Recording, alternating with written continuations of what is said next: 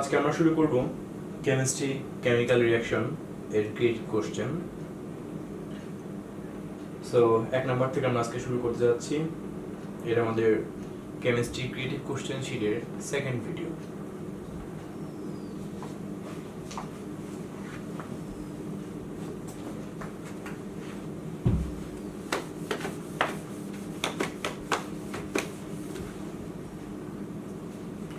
আমরা 1 নম্বর একটা সৃজনশীল দেখতে পাচ্ছি 2 নংকে হাইড্রোলাইসিস করা অর্থাৎ 2 নংকে হাইড্রোলাইসিস রিঅ্যাকশন বলা যাবে কিনা ব্যাখ্যা করো। দেখা যাক 2 নম্বর বিক্রিয়াটা কি আছে।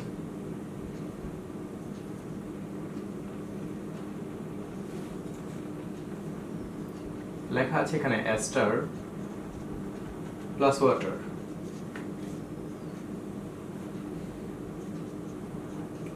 সি প্লাস ডি প্রোডাক্টটা দেওয়া আছে। তো আমরা এখন দেখব যে এই বিক্রিয়াটা একটা হাইড্রোলাইসিস রিঅ্যাকশন কিনা। হাইড্রোলাইসিস শব্দের অর্থ তোমরা জানো পানি বিশ্লেষণ, অর্থাৎ পানির অণুকে বিশ্লেষিত করা হয় যে বিক্রিয়ার মাধ্যমে, সেই বিক্রিয়াটাকে বলা হচ্ছে হাইড্রোলাইসিস রিঅ্যাকশন বা পানি বিশ্লেষণ বিক্রিয়া। এটাকে আরেক নামে ডাকা হয় আর্দ্র বিশ্লেষণ বিক্রিয়া। ওকে, তো এস্টার বলতে তোমরা যখন তোমাদের অর্গানিক কেমিস্ট্রি পড়ানো হয়েছিল তখন তোমাদের এস্টার সম্পর্কে অনেক ভালো ধারণা দেওয়া হয়েছিল। সো আশা করি তোমরা এস্টার কি বা এস্টার গ্রুপের সদস্যগুলো কেমন তা তোমরা জানো। এস্টারের জেনারেল ফর্মুলা আর বন্ড সি ডাবল বন্ড আর প্রাইম, মনে আছে তোমাদের? যেটা শেষে উচ্চারণে কিন্তু নয়েট থাকতো। ওকে, তোমরা একটা এস্টারের সংকেত লিখবো। ফর এক্সাম্পল এটা একটা এস্টার, ঠিক আছে? সংকেতটা আর সি ডাবল আর প্রাইম। এটার নাম কি বলতে পারবা? এটার নাম তোমাদের শিখেছিলাম ইথাইল ইথানয়েট। ইথাইল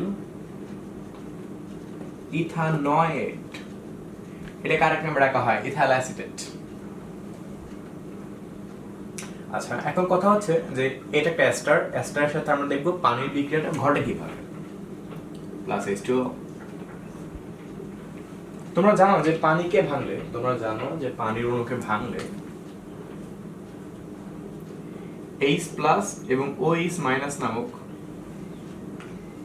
দুইটা আয়ন পাওয়া যায়। সেক্ষেত্রে এস্টারের বিক্রিয়াটা কিভাবে করে ঘটে তা তোমরা একটু মনোযোগ দিয়ে দেখো। এই অংশটার নাম কি? ইথানয়েট। আর এই অংশটার নাম কি?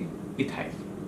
এই ইথানয়েটের অংশটা যে কাজটা করে, পানির অণু থেকে এই H প্লাস আয়নটাকে সে অপসারণ করে ফেলে।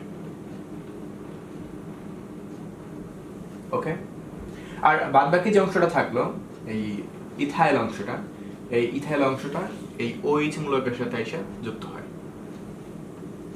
তখন দেখা যাক যৌগটাকে যদি আমরা ফিনিশিং রিঅ্যাকশনটা করি তাহলে সেখান থেকে উৎপন্ন হবে CH3 CH2 bond OH plus দুইটা প্রোডাক্ট পাওয়া যাবে CH3 COOH। একটু মনোযোগ দিয়ে দেখো এখানে।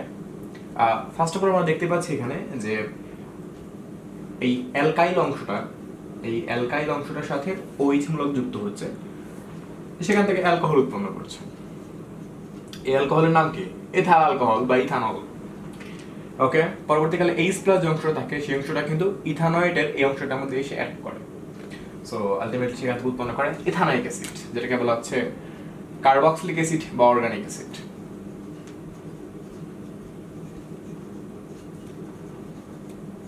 এটা তোমরা সবাই জানো, ইথানিক অ্যাসিড বা অ্যাসিটিক অ্যাসিড, অনেকগুলো নাম আছে। তো আমরা এখানে একটা বিষয় যদি ভালো করে ভেবে দেখি বিষয়টার মধ্যে এখানে ঘটলোটা কি, আমরা এখানে দেখতে পাচ্ছি যে প্রথমে এখানে পানির অণুটা কিন্তু এখানে ভেঙে গেছে।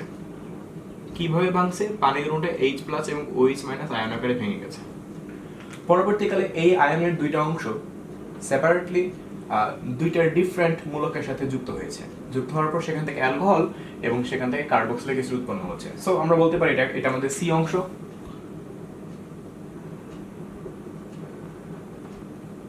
এটা সি, আর এই অপোজিট যে অংশটা যেটা আমরা পাইলাম এটাকে আমরা বলতে পারবো ডি।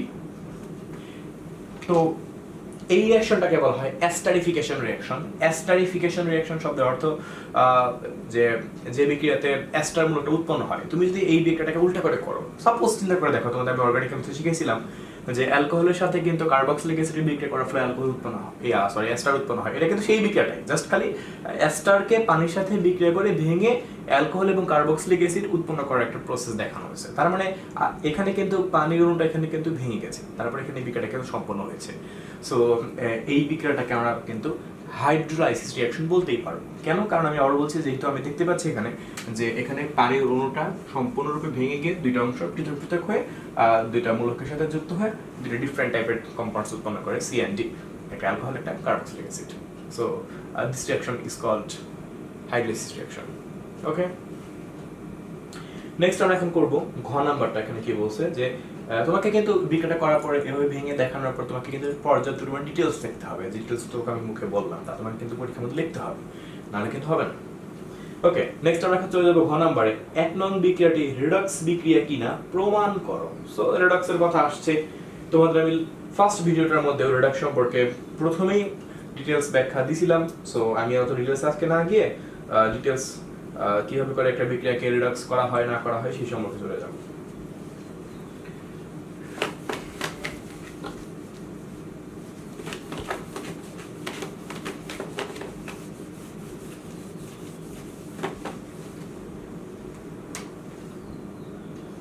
একটা যে বিক্রিয়াটা আছে সেই বিক্রিয়াটা আমি একটু আগে কমপ্লিট করি। Hydrogen sulphide plus chlorine. Okay, উদ্দীপকটা আমি লিখছি A প্লাস B। না, রিঅ্যাকশনটাকে আমি এখন কমপ্লিট করতে যাচ্ছি। Hydrogen sulphide plus chlorine. তোমরা জানো হাইড্রোজেনটা ক্লোরিনকে নিবে, সো হাইড্রোক্লোরিক অ্যাসিড সালফার বিমুক্ত হয়ে যাবে, সালফার। ওকে, সো রিঅ্যাকশন কমপ্লিট করলাম। এখন আমাকে প্রত্যেককে কি করতে হবে? প্রথমেই অক্সিডেশন নাম্বারটা বের করতে হবে। সো যদি অক্সিডেশন নাম্বারটা বের করি, হাইড্রোজেন তো অলওয়েজ +1, সালফার এখানে -2 পাবা, ক্লোরিন এখানে মুক্ত আছে 0 পাবা। হাইড্রোজেন অলওয়েজ +1, ক্লোরিন এখানে -1 পাবা, সালফার এখানে 0 পাবা। সে একটু ভালো করে তাকা দেখলে তুমি বুঝতে পারবা যে সালফারটা এখানে এরকম দেখা যাচ্ছে, -2 থেকে 0 তে পৌঁছে আছে, আর এখানে 0 to -1। এই অ্যারোগুলো খুব সুন্দর করে দিয়ে দিবা।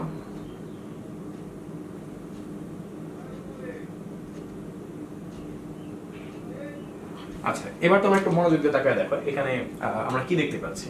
আমরা এখানে দেখতে পাচ্ছি অক্সিডেশন নাম্বারটা -2 থেকে 0 তে চলে গেছে। তার মানে এখানে কিন্তু ইনক্রিজ হয়েছে, কারণ -2 থেকে 0 কিন্তু অনেক বড়। সো আমি এখানে লিখছি যে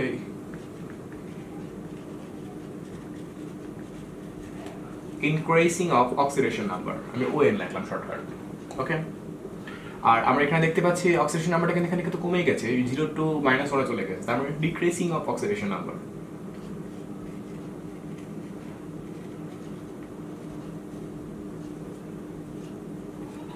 ওকে, এখন এখানে কথা হচ্ছে, তোমরা জানো যে যেখানে অক্সিডেশন নাম্বারটা বৃদ্ধি ঘটে সেখানে কিন্তু অ্যাকচুয়ালি জারণ ঘটে। তার মানে এই লাইনটাকে আমরা কি বলতে পারবো? অক্সিডেশন মানে জারণ। আর এই যেখানে ডিক্রিজ করে সেখানে কি ঘটে? বিজারণ ঘটে। তাহলে এই লাইনটাকে আমরা কি বলতে পারবো? রিডাকশন। রিডাকশন মানে কি? বিজারণ। ওকে, সো আমি জারণ বিজারণ আশা করি বুঝতে পারছি, কারণ যেহেতু আমি এখানে দেখতে পাচ্ছি এই রিঅ্যাকশনটার মধ্যে জারণ সংখ্যার মানটা বৃদ্ধি কিংবা হ্রাস পাচ্ছে। আমি বলছিলাম যে যখন কোনো একটা রিঅ্যাকশন তুমি দেখবা যে সেখানে জারণ সংখ্যার মানটা হ্রাস পাচ্ছে না হয় বৃদ্ধি পাচ্ছে, তখন তুমি সেই রিঅ্যাকশনটাকে অবশ্যই রিডক্স রিঅ্যাকশন বলে অভিহিত করতে পারবে।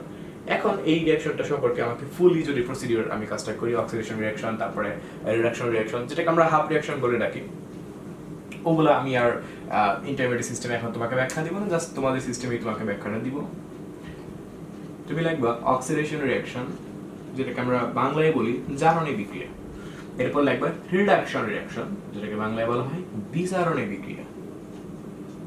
তোমাদের এইভাবে আমি শিখাইছিলাম বিষয়টা। ওকে, সো বিক্রিয়াগুলো আমি কমপ্লিট করা শুরু করে দিই। আমি এখানে পাচ্ছিলাম সালফার -2 থেকে সালফার 0।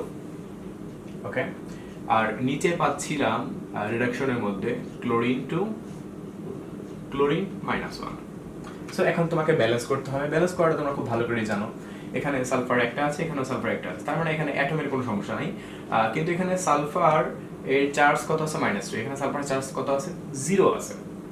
আচ্ছা, এখন একটু বেশি চিন্তা করে দেখো, একটু সিম্পল ছিল করে দেখো, তোমাদের আমি এভাবেই শিখেছিলাম। ধরে নাও ওর যার সংখ্যা 50 বা ওর ইলেকট্রন এখানে 50টা আছে, ওর এখানে কয়টা আছে? দুটো বেশি আছে, তার মানে কি 52টা আছে, কারণ মাইনাস থাকলে বেশি আর প্লাস থাকলে কি থাকে, কম থাকে। সো আমি যদি এখান থেকে যদি দুইটা যদি মাইনাস করে দিই তাহলে 50-50 দিকে মিলবে না। তবে এই রিঅ্যাকশনটা সবাই যে কাজটা করে, সবাই লেখে সালফার 2 মাইনাস এরা চিহ্ন দিয়ে সালফার প্লাস 2 ইলেকট্রন, তাদেরটাও কারেক্ট, কোনো সমস্যা নেই। কথা বুঝতে পারছো? আমি শুধুমাত্র আমার ওই ফাইনাল রিঅ্যাকশন যখন আমি করবো আমার ক্যালকুলেশনটা যেন একটু সোজা লাগে এর জন্য আমি আসলে এইভাবে লাইনটাকে লিখি। তবে এই লাইনটাকে এভাবে না লিখে এভাবে লিখলে খুব সুন্দর হয়, তবে কোনো সমস্যা নাই, আমি সবসময় এভাবেই লিখি। ওকে, আর এই লাইনটাকে এখন আমরা ব্যালেন্স করবো। ক্লোরিন একটা ঠিকই আছে, এখানে ক্লোরিনের চার্জ ধরো 50টা, এখানে কয়টা আছে 51টা, তাহলে তোমাকে আলটিমেটলি চার্জ একটা বাড়াতে হবে। কিন্তু তুমি জানো যে ক্লোরিন মৌলিক গ্যাস, তার মানে আলটিমেটলি তোমাকে হোল লাইনটাকে কিন্তু 2 দ্বারা গুণ করতে হবে। 2 2 2 মনে আছে? আচ্ছা, এখন আমি দেখতে পাচ্ছি আমার এখানে চার্জ তো সেমই আছে, জাস্ট খালি ফাইনাল রিঅ্যাকশন লিখে দুটোকে যোগ করে দিলে আমাদের অঙ্কটা কমপ্লিট হয়ে যাবে। আমি ফাইনাল রিঅ্যাকশনটা এখানে করতেছি।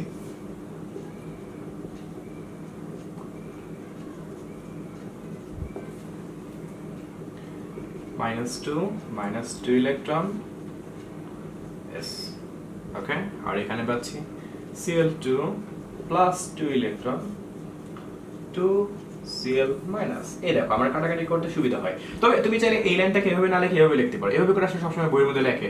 তবে আমি আমার মতো করে যেন সুবিধা হয় এই জন্য আমি চার্জটাকে এই পাশে ব্যালেন্স করি, এক পাশে ব্যালেন্স করলেই হবে, কোনো সমস্যা নেই।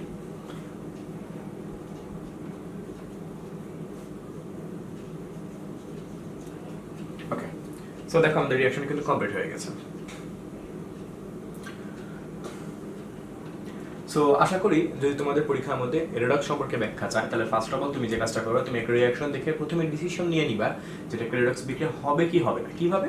তুমি প্রত্যেকটা জারণ সংখ্যা বের করবা, প্রত্যেকটা ইন্ডিভিজুয়াল এলিমেন্টে জারণ সংখ্যা বের করবা।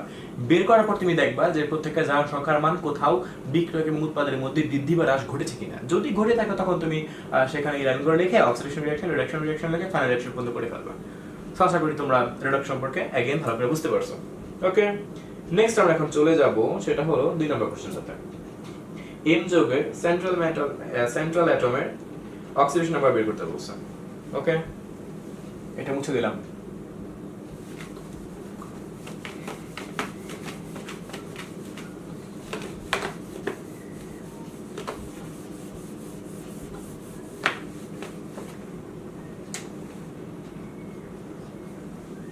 দেখা যাক 2 নম্বরটাতে কি বলছে। এম যৌগটা কোনটা?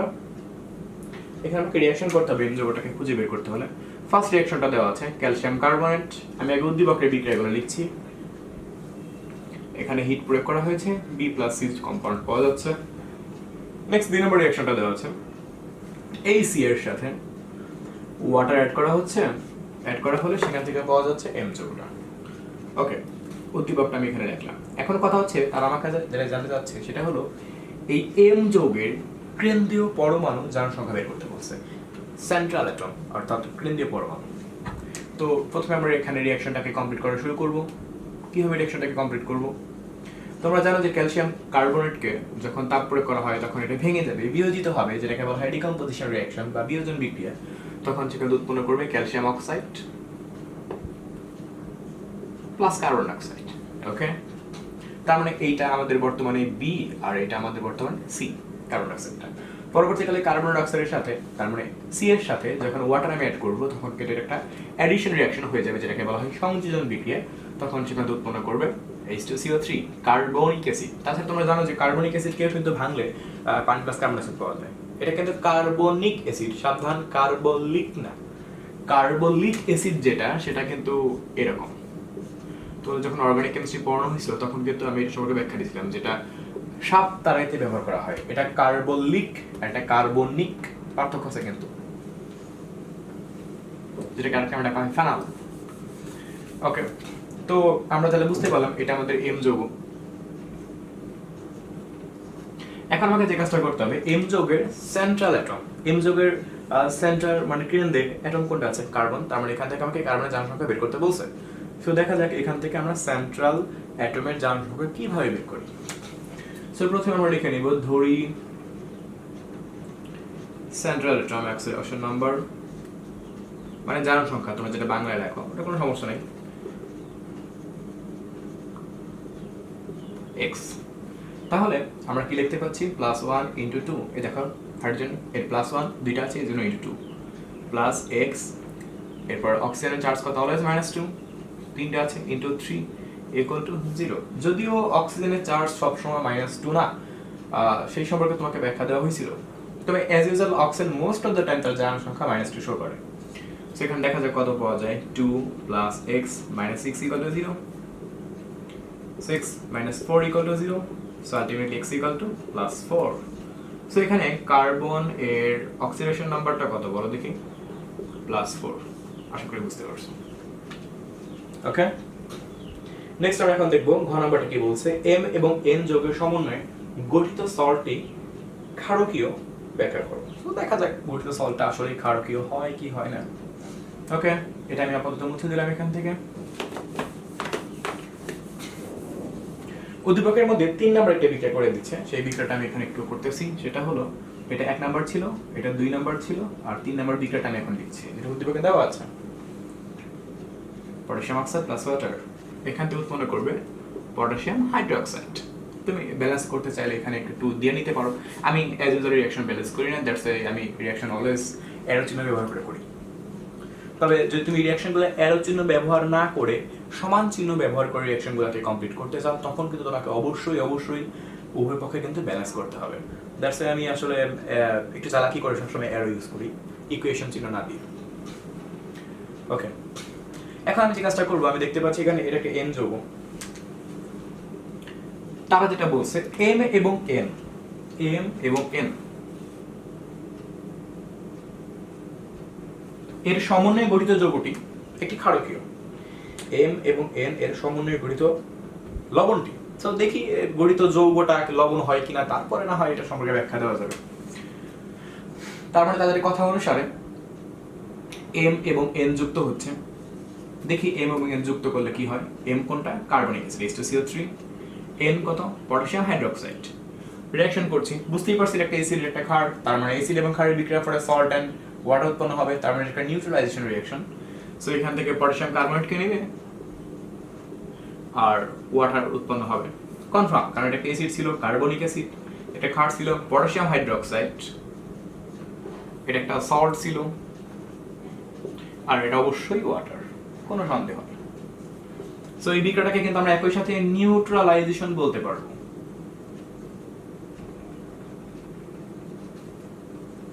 যেটাকে আমরা বলি প্রশমন বিক্রিয়া। তাছাড়া আমরা সেদিন একটা ব্যাখ্যা দিছিলাম যে প্রশমন বিক্রিয়া কিন্তু এক প্রকারের তাবোৎপাদী বিক্রিয়া, যখন আমি লাস্ট রাত্রের নীতি ব্যাখ্যাটা দিই।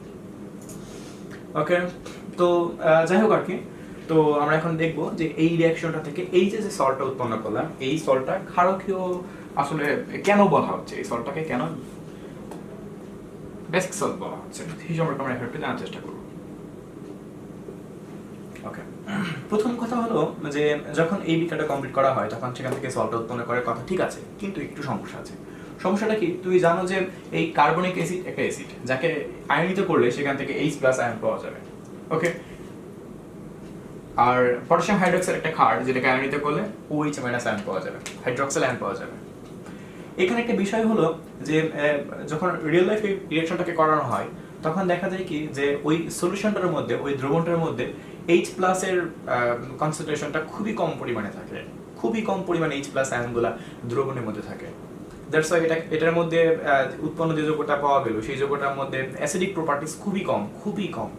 অপরদিকে OH- এর ব্যাপারটা আমি যেটা বলি, অর্থাৎ পটাশিয়াম হাইড্রোক্সাইডের কথাটা যেটা বলতে, যেহেতু পটাশিয়ামের একটা সল্ট এখানে উৎপন্ন হচ্ছে, এই জন্য আসলে পটাশিয়াম হাইড্রোক্সাইড থেকে OH আয়নগুলা এই দ্রবণের কনসেন্ট্রেশন হিসেবে অনেক বেশি পরিমাণে থাকে, অর্থাৎ OH আয়নগুলোর আধিক্যতা অনেক বেশি পরিমাণ এই সলিউশনটার মধ্যে থাকে। দ্যাটস ওয়াই আসলে বলা হয়ে থাকে যে এই যে সল্ট উৎপন্ন হলো সেই সল্ট একটা ক্ষারকীয় সল্ট। বুঝতে পারছো? অর্থাৎ মোট কথা যে যখন এই রিঅ্যাকশনটাকে কমপ্লিট করানো হয় তখন দেখা যায় যে H+ এর যে পরিমাণটা আছে, H+ আয়নের যে পরিমাণটা, H+ এর পরিমাণ যত বেশি হবে দ্রবণটা তত বেশি অ্যাসিডিক হবে, স্বাভাবিক এটা। আর OH- আয়নের পরিমাণটা যত বেশি হবে দ্রবণটা তত বেশি বেসিক হবে, অর্থাৎ তত বেশি ক্ষারকীয় হবে। এখন ওই একটা বিষয় যে যেহেতু H+ এর পরিমাণটা খুবই কম পরিমাণে পাওয়া যায়, আর অপর দিকে OH- এর পরিমাণটা খুব বেশি পরিমাণে পাওয়া যায়, দ্যাটস আসলে বলা হচ্ছে যে উৎপন্ন যে যৌগটা পাওয়া যাবে, যে সল্টটা পাওয়া যাবে, সেই সল্টটার মধ্যেও ক্ষারকীয় ধর্মটাই বেশি পরিমাণে থাকবে।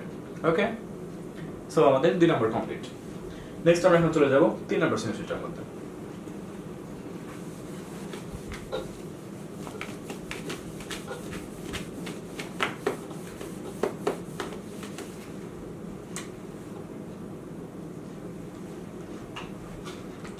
সো এখন এখানে যেটা বলতে যাচ্ছি, এখানে দেওয়া আছে ইলেকট্রনিক কনসেপ্টের সাহায্যে দেখাও যে 2 নং বিক্রিয়াটা একটা রিডক্স বিক্রিয়া। ইলেকট্রনিক মতবাদ, সো তোমাদের অ্যাজ ইউজুয়াল আমি যেটা শিখাই এটা কিন্তু ইলেকট্রনিক কনসেপ্ট। সো এখন দেখবি ইলেকট্রনিক কনসেপ্ট অনুসারে কিভাবে আমরা 2 নং রিঅ্যাকশনটাকে রিডক্স প্রমাণ করতে পারবো ফুল। সো আমরা 2 নং বিক্রিয়াটা দেখি কি দেওয়া আছে। অ্যালুমিনিয়াম প্লাস অক্সিজেন, প্রোডাক্ট দেওয়া আছে x, তার মানে প্রোডাক্ট তারা হাইড করে দিছে। আমি এখন রিঅ্যাকশন কমপ্লিট করব, দেন এটাকে রিডক্স প্রমাণ করার চেষ্টা করব। অ্যালুমিনিয়াম প্লাস অক্সিজেন, প্রোডাক্ট অবশ্যই তোমরা জানো অ্যালুমিনিয়াম অক্সাইড। এর সাথে 2 অণু পানি থাকলে সেটাকে আমরা বক্সাইড বলতে পারতাম, যা একটা অ্যালুমিনিয়ামের মুখ্য মাকড়িক। যাই হোক আমি সেখানে যাচ্ছি না। সো এর চার্জ 0, এর চার্জ 0, অ্যালুমিনিয়ামের charge always +3, oxygen always -2। So রিঅ্যাকশনটাকে যদি আমরা একটু ভালো করে পর্যালোচনা করে দেখি,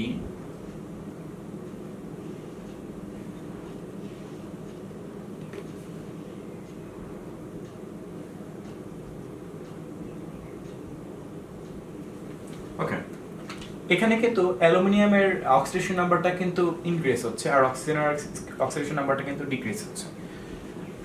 সো আমি লিখে দিচ্ছি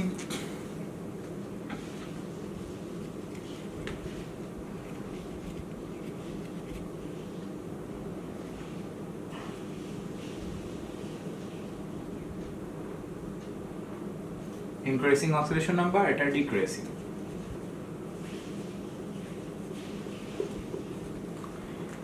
যেখানে ইনক্রিজ হচ্ছে সেটাকে কি বলবো আমরা? অক্সিডেশন। আমি শর্ট করে এখানে অক্স লিখলাম। যেখানে ডিক্রিজ হচ্ছে সেটাকে আমরা বলবো রিডাকশন, শর্ট করে এখানে রেড লিখলাম। ওকে, সো এখন অক্সিডেশন রিঅ্যাকশন করব, যেটাকে বলে জারণীয় বিক্রিয়া। নেক্সট আমরা লিখব রিডাকশন রিঅ্যাকশন, বিজারণীয় বিক্রিয়া। সো দেখি অ্যালুমিনিয়ামের ব্যাপারটা কি পাচ্ছি। অ্যালুমিনিয়াম থেকে আমরা অ্যারোর মাধ্যমে অ্যালুমিনিয়াম 3+ পাচ্ছি।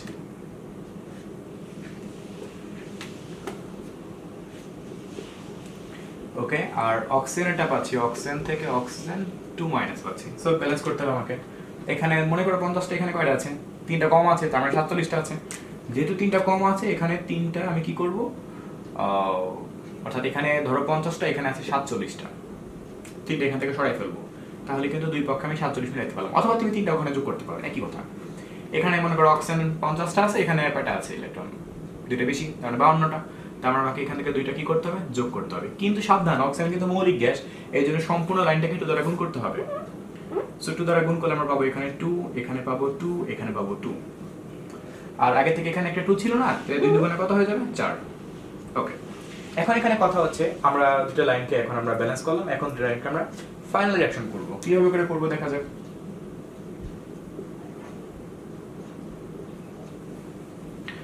একটু মিলে দেখো, আমরা ওই অপনয়ন অঙ্ক করছিলাম যে চার্জটাকে আসলে কাটাকাটি করার জন্য প্রয়োজনীয় সংখ্যক সংখ্যা দ্বারা উভয় পাশে গুণ করব, অর্থাৎ উভয় সমীকরণটাকে গুণ করব। সো এটাকে 4 দ্বারা গুণ করি, এটাকে 3 দ্বারা গুণ করি। 3 4 12, 3 4 12, 12 কাটাকাটি যাবে প্লাস মাইনাস।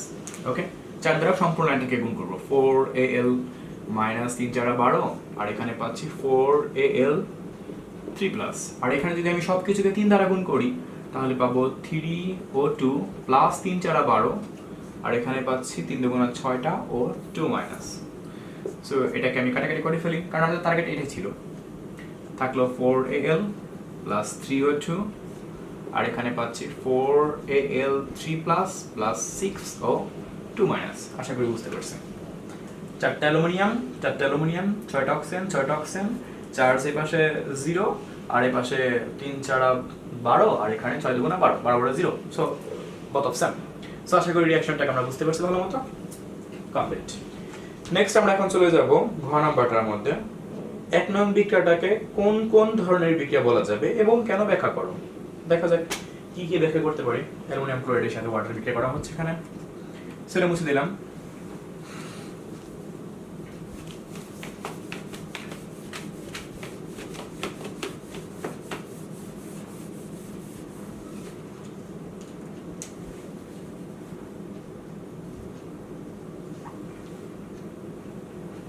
ওকে, সো দেখতে পাচ্ছি বিক্রিয়াটা অ্যালুমিনিয়াম ক্লোরাইড প্লাস ওয়াটার। তার এখানে বিক্রিয়াটা করে দেয় আমি M প্লাস N লেখা রাখছে। এখন আমি রিঅ্যাকশনটাকে করব। So aluminium chloride plus water add করার মাধ্যমে এখান থেকে অ্যালুমিনিয়াম হাইড্রোক্সাইড পাবো প্লাস হাইড্রোক্লোরিক অ্যাসিড পাওয়া যাবে। অনেকগুলো ব্যাখ্যা এখানে দেওয়া যাবে, আমি বিষয়গুলো এক এক করে বুঝিয়ে তোমাদের বলতেছি, আশা করি তোমরা বুঝতে পারবে। যদি একদম আমরা সিম্পলি বিষয়টাকে চিন্তা করে দেখি, একদম সাধারণভাবে যদি বিষয়টাকে চিন্তা করি, এটা কোন ধরনের বিক্রিয়া? অ্যালুমিনিয়াম ক্লোরাইড, এখানে HOH আছে, দেখতে পাচ্ছি উৎপন্ন হয়েছে অ্যালুমিনিয়ামের সাথে OH আবার H এর সাথে Cl, তার মানে এটা একটা সাবস্টিটিউশন রিঅ্যাকশন, যেটাকে আমরা বলতে পারবো প্রতিস্থাপন বিক্রিয়া। একদম সিম্পলি চিন্তা করলে এটা একটা প্রতিস্থাপন বিক্রিয়া। যেহেতু তারা এখানে প্রশ্ন করছে এই বিক্রিয়াটাকে কোন কোন ধরনের বিক্রিয়া বলা যাবে, সো যত রকম বিক্রিয়া পসিবল হতে পারে এটার সাথে যুক্তি মিলে ততগুলো ব্যাখ্যা তোমাকে দিতে হবে এখানে। সো প্রথমে কিন্তু আমরা এটাকে একটা প্রতিস্থাপন বিক্রিয়া বলতে পারবো। তোমাকে আবার যুক্তি দিতে হবে কেন প্রতিস্থাপন বিক্রিয়া তুমি এটাকে বললা, কি যুক্তি দিবা একটু তাকায় দেখো। তুমি স্বাভাবিকভাবে তাকায় দেখো এখানে যে অ্যালুমিনিয়ামের সাথে আগে ক্লোরিন যুক্ত ছিল, কিন্তু অ্যালুমিনিয়ামের সাথে এখন কে যুক্ত আছে? পানি থেকে যে OH আয়নটা পাওয়া যায় সেটা কিন্তু যুক্ত আছে। আর আগে H এর সাথে OH যুক্ত ছিল, কিন্তু এখন H এর সাথে Cl আয়নটা যুক্ত আছে। সো আলটিমেটলি এখানে কিন্তু তারা তাদের নিজেদের স্থান পরিবর্তন করছে, তারপর বিক্রিয়া সম্পন্ন করছে। আমরা জানি যে সকল বিক্রিয়ার মধ্যে পরস্পর একে অপরের স্থান পরিবর্তন করার মাধ্যমে বিক্রিয়া সম্পন্ন করে, তখন তাকে সাবস্টিটিউশন রিঅ্যাকশন বা প্রতিস্থাপন বিক্রিয়া বলা হয়। সো উপরের রিঅ্যাকশনটাকে আমরা একটা প্রতিস্থাপন বিক্রিয়া বলে অভিহিত করতে পারবো। নেক্সট যুক্তি আমরা কি দিতে পারি, যেটা আর কোন ধরনের বিক্রিয়া হতে পারে? এখানে একটা বিষয় হলো যে এই বিক্রিয়াটাকে তুমি কিন্তু হাইড্রোলাইসিস রিঅ্যাকশন বা পানি বিশ্লেষণ, যেটাকে আরেকভাবে ডাকা হয় আর্দ্র বিশ্লেষণ বিক্রিয়া বলেও ডাকতে পারো। স্বাভাবিকভাবে কেন বলতে পারো? কারণ তুমি দেখতে পাচ্ছ এখানে কিন্তু পানির অণুটা কিন্তু ভেঙে গেছে, বুঝছে? পানির অণুটার মধ্যে যে H প্লাস থাকে আর OH মাইনাস থাকে, সেই অংশটা কিন্তু এখানে ভেঙে গেছে, H প্লাস এবং OH মাইনাস। দেখো অ্যালুমিনিয়ামটা এই OH অংশটাকে নিল আর H প্লাসটা Cl অংশটাকে নিল, দেন প্রোডাক্ট। তো এখানে কি পানি অণুটা কি সম্পূর্ণরূপে ভেঙে গিয়ে তারপর বিক্রিয়াটা সম্পন্ন হয়েছে, তার মানে এই বিক্রিয়াটাকে তুমি কিন্তু এক প্রকারের পানি বিশ্লেষণ বিক্রিয়াও বলতে পারো। তোমাকে প্রত্যেকটা কথা বলার পিছনে তোমাকে যুক্তি দিতে হবে, কিন্তু ডিটেইলস তোমাকে লিখতে হবে। 3 নাম্বার কথা, যে এই বিক্রিয়াটাকে আর কোন ধরনের বিক্রিয়া বলা যায়, এই জায়গাটার মধ্যে আমি একটু কথা তোমাদের বলে রাখতে চাচ্ছি। অ্যাকচুয়ালি এখানে অ্যালুমিনিয়াম ক্লোরাইডটা বাস্তবিক পক্ষে এটা একটা সলিড, আর পানি তো জানোই লিকুইড। যখন রিঅ্যাকশনটা করা হয় তখন এই প্রোডাক্টটা আসলে সলিড পাওয়া যায়, আর এটা অ্যাকুয়াস পাওয়া যায়। অ্যাকুয়াস মানে তো তোমরা জানোই তরল। এখন এখানে কথা হচ্ছে যে আমরা দেখতে পাচ্ছি সলিড এবং লিকুইড বিক্রিয়া করে একটা সলিড তৈরি করছে। আর একটা মজার বিষয়, যখন অ্যালুমিনিয়াম ক্লোরাইডের সাথে পানি বিক্রিয়া করানো হয় তখন সেখান থেকে একটি কঠিন পদার্থের আস্তরণ সৃষ্টি হয়। এই জন্য এই রকম একটা নিচের দিকে তীর চিহ্ন ব্যবহার করা হয়, অর্থাৎ বলতে পারো এটা পিপিটি সৃষ্টি করে। পিপিটি শব্দের অর্থ কি তোমাদের বলছিলাম, প্রিসিপিটেশন, যেটাকে আমরা বাংলায় বলি অধঃক্ষেপণ। কি বলি? অধঃক্ষেপণ। সো আমরা এখানে দেখতে পাচ্ছি এই বিক্রিয়াটার মধ্যে কিন্তু অ্যালুমিনিয়াম ক্লোরাইডের সাথে যখন ওয়াটার অ্যাড করা হয়েছে তখন সেখান থেকে অ্যালুমিনিয়াম হাইড্রোক্সাইডের অধঃক্ষিপ্ত হয়েছে। দ্যাটস আমরা এই রিঅ্যাকশনটাকে কিন্তু অধঃক্ষেপণ বিক্রিয়া বলেও ডাকতে পারি। সো এই রিঅ্যাকশনটাকে আমরা একসাথে অধঃক্ষেপণ বিক্রিয়াও বলতে পারবো।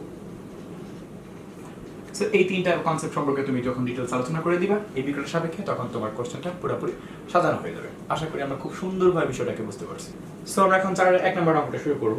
এখানে দেওয়া আছে 1 নম্বর বিক্রিয়ার উৎপাদ যৌগ থেকে কিভাবে ইউরিয়া প্রস্তুত করবে এবং যৌগটির শতকরা সংযুক্তি বের করতে বলছে। আশা করা যায় কোশ্চেনটা অনেক বড় হবে অ্যানসারটা। বিক্রিয়াটাকে কমপ্লিট করি। x2 + 3y2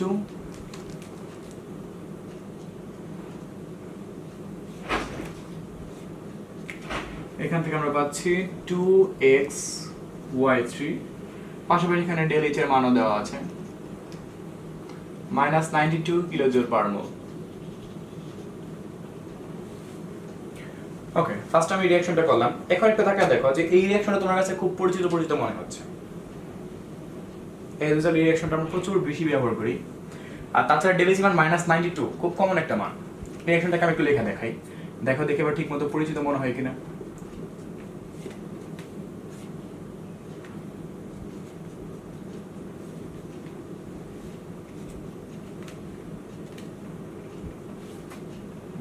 সম্পূর্ণরূপে মিলে গেছে না? ইভেন এই রিঅ্যাকশনটারই কিন্তু ডেল এইচ এর মান কিন্তু -92।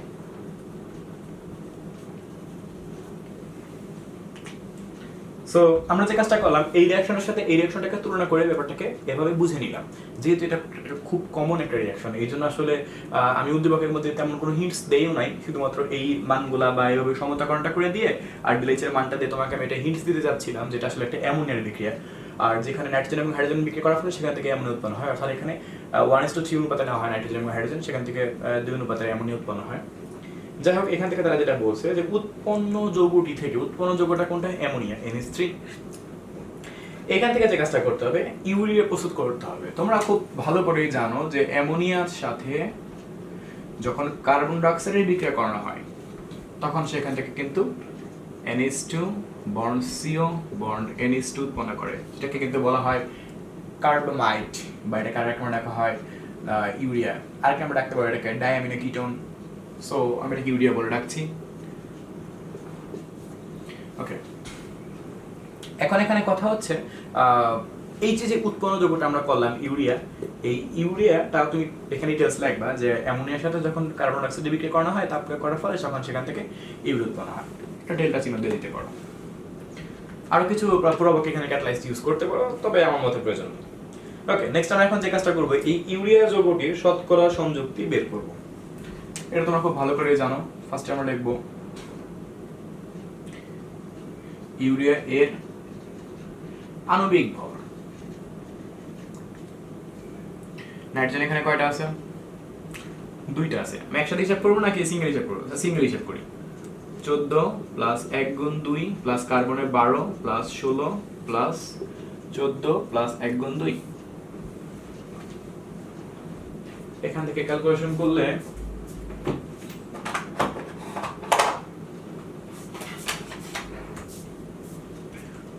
14 plus 2 plus 12 plus 16 plus 14 plus 2, 60 পাওয়া যাবে। ওকে, তাহলে আমি লিখব নাইট্রোজেনের শতকরা সংযুক্তি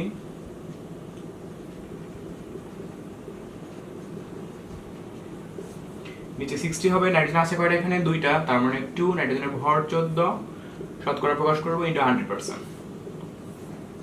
আর কে আছে? কার্বন এর শতকরা সংযুক্তি, কার্বন এখানে আছে একটা, ইনটু 12 60 ইনটু 100%।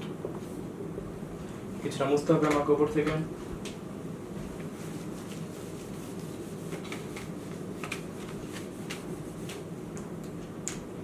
এরপর আমাদের কে আছে? এখানে হাইড্রোজেন আছে। হাইড্রোজেন এর শতকরা সংযুক্তি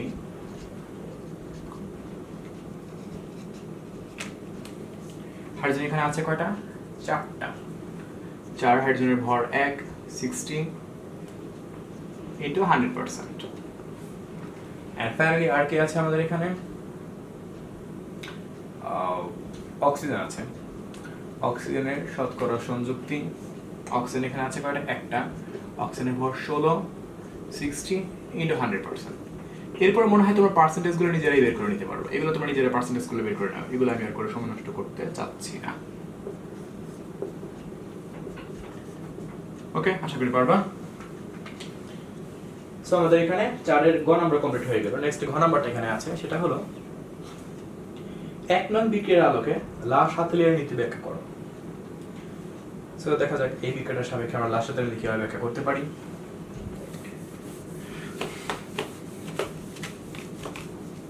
লাস্ট ক্লাসে তোমাদের শুধুমাত্র লা শাতেলের নীতির উপর ভিত্তি করে কিন্তু একটা ভিডিও আমি বানিয়ে দিয়েছিলাম। ওই ভিডিওটা তুমি যদি ভালো করে বুঝতে পারো তাহলে আশা করি এই বি নাম্বার কোশ্চেনটা তোমার এখান থেকে যদি সম্পূর্ণরূপে নাও পড়ো কোনো সমস্যা নেই। যাই হোক, রিঅ্যাকশনটা আমাদের এখানে ছিল নাইট্রোজেন প্লাস হাইড্রোজেন, যা একটা উভমুখী বিক্রিয়া ছিল। অ্যামোনিয়া, এখান থেকে ডেল এইচ এর ভ্যালুটা আমাদের ছিল -92 কিলোজুল পার মোল।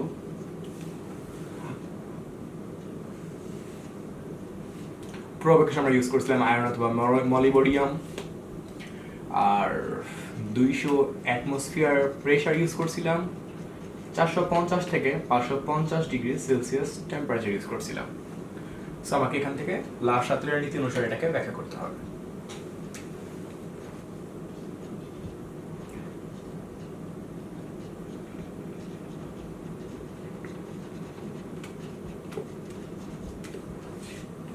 তার নীতিটা কি ছিল? তাপের প্রভাব ইফেক্ট অফ টেম্পারেচার, চাপের প্রভাব ইফেক্ট অফ প্রেসার, আমি ডিটেলস লিখছি না, আর ঘনমাত্রার প্রভাব ইফেক্ট অফ কনসেন্ট্রেশন। একটু আলোচনা করছি। আর এই কোশ্চেনের সম্পর্কে বা লাসাতের নীতি সম্পর্কে অনেক ভালোভাবে জানার জন্য তোমাকে আমার লাসাতের নীতি সম্পর্কে শুধুমাত্র পৃথকভাবে একটা ভিডিও করা আছে, সেই ভিডিওটা ভালো করে দেখতে পারে, তোমাদের এগুলো সবকিছু কমপ্লিট হয়ে যাবে। আমি এখান থেকে শর্টকাট একটু আলোচনা করছি যে এই বিক্রিয়া পরিপ্রেক্ষিতে লাসাতের নীতি কি কি বিষয় প্রয়োগ করতে হবে। প্রথম কথা, এটা একটা ডেলটা মান আমি দেখতে পাচ্ছি ঋণাত্মক, তার মানে এটা একটা এক্সোথার্মিক রিঅ্যাকশন, দ্যাটস ওয়াই, অর্থাৎ এটা একটা তাপ উৎপাদী বিক্রিয়া। আর তাপ উৎপাদী বিক্রিয়াতে অবশ্যই আমাকে তাপের পরিমাণটা কি করতে হবে? কমাইতে হবে। তাহলে কিন্তু বিক্রিয়াটা ফরওয়ার্ড ডিরেকশনের দিকে রূপান্তরিত হবে, অর্থাৎ বিক্রিয়াটা সম্মুখমুখী হবে, অর্থাৎ বিক্রিয়ক থেকে উৎপাদের দিকে ধাবিত হবে এবং তখন উৎপাদটা বেশি উৎপন্ন করতে পারবো।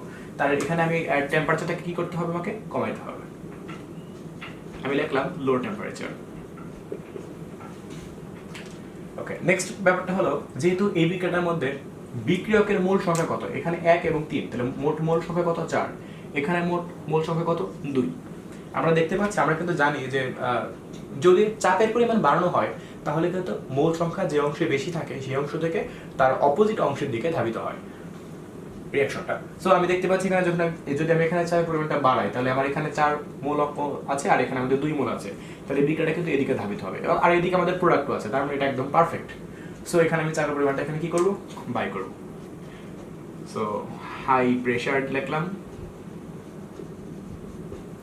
আর কনসেন্ট্রেশন ব্যাপারটা তোমরা জানোই, যখন রিঅ্যাকশনটা ইকুইলিব্রিয়ামে চলে আসবে তখন কিন্তু আমাকে অবশ্যই প্রোডাক্টটাকে এখান থেকে সরাই নিতে হবে, তারপর রিঅ্যাকশনটা অ্যাগেইন ইকুইলিব্রিয়ামে আসার চেষ্টা করবে, তখন অ্যাগেইন প্রোডাক্ট সরাইতে হবে এবং কিছু সময় পর আমাদের হয়তো বা এখানে রিঅ্যাক্ট্যান্টের মধ্যে কিছু অ্যাড করা রাখতে পারে, নাইট্রোজেন অথবা হাইড্রোজেনকে অ্যাড করা রাখতে পারে। অ্যাড করার পরে সেখান থেকে যেন অ্যামোনিয়াটাকে আমি কন্টিনিউয়াসলি উৎপন্ন করতে পারি। এই বিষয়টা হলো ঘনমাত্রার প্রভাব। ওই ভিডিওটার মধ্যে অনেক ভালো ডিটেইলস দেওয়া আছে, আমি এখানে একটু শর্ট করে বলে রাখলাম। ওভারঅল যদি বিষয়টাকে আমি আরো একবার বলি, সো এই বিক্রিয়ার পরিপ্রেক্ষিতে লাসাতের নীতির প্রথমে লাসাতের নীতির মূল লাইনটাকে লিখে নিবা, যে যদি কোনো বহুমুখী বিক্রিয়া সাম্য অবস্থায় তাপ, চাপ এবং ঘনমাত্রার মধ্যে কোনো একটি পরিবর্তন করা যায়, কোনো একটি নিয়ামক পরিবর্তন করা যায়, তাহলে ওই বিক্রিয়ার ফলাফল নিয়ামকের পরিবর্তনের উপর নির্ভরশীল। লাইনটাকে লিখে নিয়ে তারপরে তুমি সেখান থেকে তাপের প্রভাব, চাপের প্রভাব এবং ঘনমাত্রার প্রভাব তিনটা আলাদা করে পয়েন্ট বানিয়ে, তিনটা আলাদা প্যারা বানিয়ে সেই প্যারাগুলোর মধ্যে তুমি পর্যাপ্ত পরিমাণ ডিটেলস লাগবে বিক্রিয়ার সাপেক্ষে, তাহলে তোমার এই কোশ্চেনটা সম্পূর্ণরূপে গুছানো হয়ে যাবে। আশা করি বুঝতে পারছি। ওকে, নেক্সট আমরা এখন চলে যাবো 5-এ।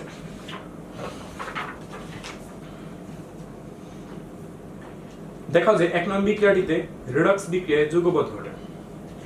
সো 1 নং বিক্রিয়াটা ফার্স্ট আগে কমপ্লিট করি, তারপর ব্যাখ্যা দিতে হবে।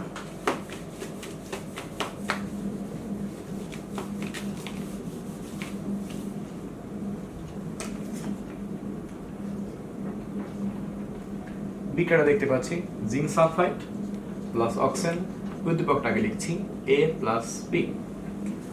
এখন রিঅ্যাকশনটাকে কমপ্লিট করার পর এটা রেডক্স কিনে ব্যাখ্যা দিব আমরা। জিঙ্ক সালফাইড প্লাস অক্সিজেন, আমি বিক্রিয়াটাকে একদম সিম্পলি করছি, এখানে পাবো জিঙ্ক অক্সাইড প্লাস সালফার। ওকে, এখন আমরা একটু অক্সিডেশন নাম্বারটাকে চেক করে দেখি কত আছে এখানে। +2 -2 0, এটাও 0 +2 -2, কত সহজ জিনিস। এখানে আমি অক্সিজেনটা দেখতে পাচ্ছি, সালফারটা দেখতে পাচ্ছি -2 থেকে 0 তে চলে গেছে, এখানে এটা চেঞ্জ হচ্ছে, আর অক্সিজেনটা দেখতে পাচ্ছি 0 to -2 তে চলে গেছে, এখানে এটা পরিবর্তন হচ্ছে, পরিবর্তন ঘটলেই সেটা রেডক্স বিক্রিয়া। সেকেন্ড লাইনটা কি দেখো, দেখো এখানে আমরা দেখতে পাচ্ছি এখানে কিন্তু অক্সিডেশন নাম্বারটা কিন্তু ইনক্রিজ হচ্ছে, কারণ মাইনাস থেকে প্লাসের দিকে যাচ্ছে।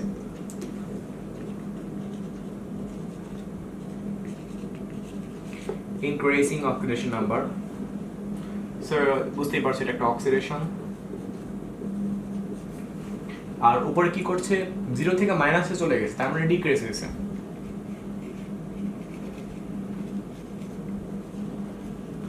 ডিক্রিজিং অক্সিডেশন নাম্বার, শর্ট করে আমি এখানে রেড লিখলাম, স্পেস যেহেতু নাই।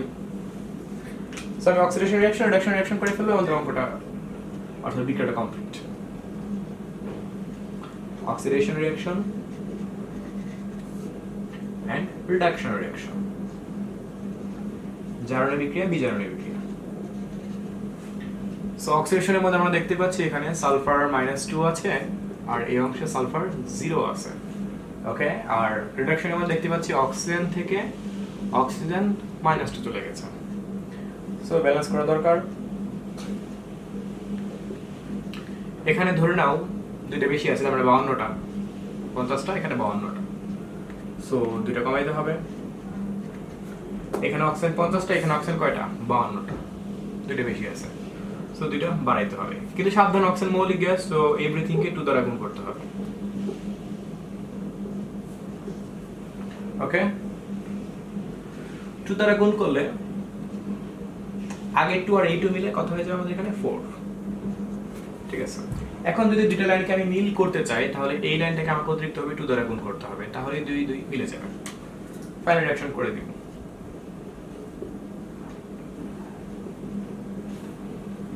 2s2 minus 4 ইলেকট্রন 2s, আর এখানে oxygen plus 4 electron 2O2 minus, এটা কাটা 2s অক্সিজেন, এখানে পাচ্ছি 2s প্লাস 2O2 মাইনাস।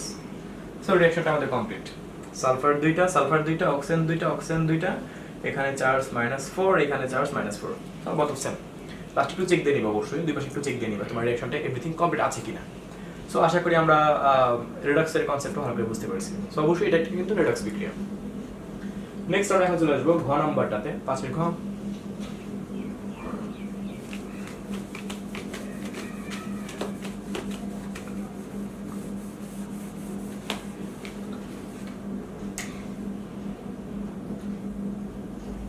কি আছে এখানে?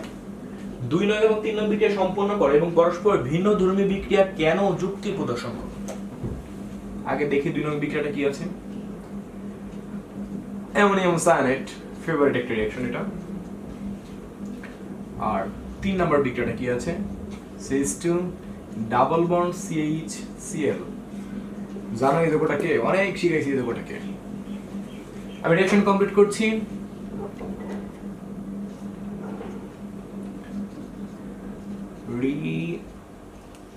Rearrangement reaction, এর অর্থ তোমরা জানো? রিঅ্যারেঞ্জমেন্ট রিঅ্যাকশন শব্দের অর্থ কি? পূর্ণ বিন্যাসকরণ বিক্রিয়া। আর এই লাইনটার উপরে লিখতে হবে পলিমারাইজেশন।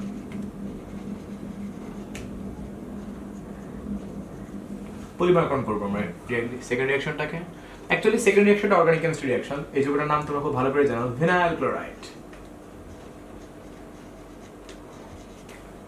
আর এই যৌগটার নাম হবে অ্যামোনিয়াম সায়ানাইড। লেখার জায়গা নাই, উপরে আমি লিখছি অ্যামোনিয়াম সায়ানাইড। তো সিওএইচ করে লেখা। ওকে, সো যখন এখানে রিঅ্যাকশনটা কমপ্লিট করব, তখন সেখানে উৎপন্ন করবে NH2 bond CO bond NH2, যেটার নাম ইউরিয়া। ওকে, আর যখন এই রিঅ্যাকশনটাকে কমপ্লিট করব, যেহেতু পলিমারকরণ বিক্রিয়া, CH বন্ড CH2 NCl, এই যৌগটার নাম কি জানো? Polyvinyl chloride.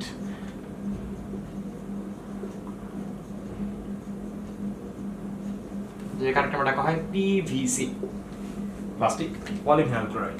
সো আশা করি আমরা বিক্রিয়া দুটাকে বুঝতে পারছি। ফার্স্ট কথা, এই রিঅ্যাকশনটা কিন্তু তোমাদের দুইটা রিঅ্যাকশন আমি তোমাদের অর্গানিক কেমিস্ট্রি পড়ানো হয়েছে। আর তাছাড়াও এই রিঅ্যাকশনটা 2 নম্বর রিঅ্যাকশনটা তোমরা যখন আমি কেমিক্যাল রিঅ্যাকশন অধ্যায়টা পড়াই, তখন এটা পড়ানো হয়েছে।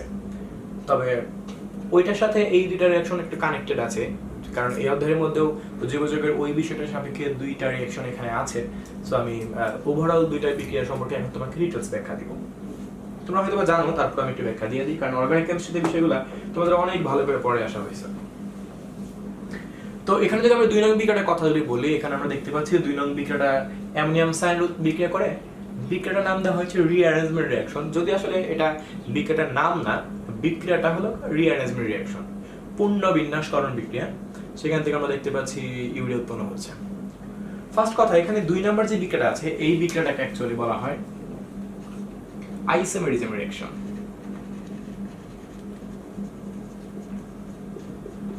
যেটা অর্থ তোমরা জানো সমানুকরণ বিক্রিয়া, সমানুকরণ বিক্রিয়া। আর 3 নাম্বার যে বিক্রিয়া আছে দেখেই বুঝতে পারছো, পলিমারাইজেশন রিঅ্যাকশন, পলিমারকরণ বিক্রিয়া।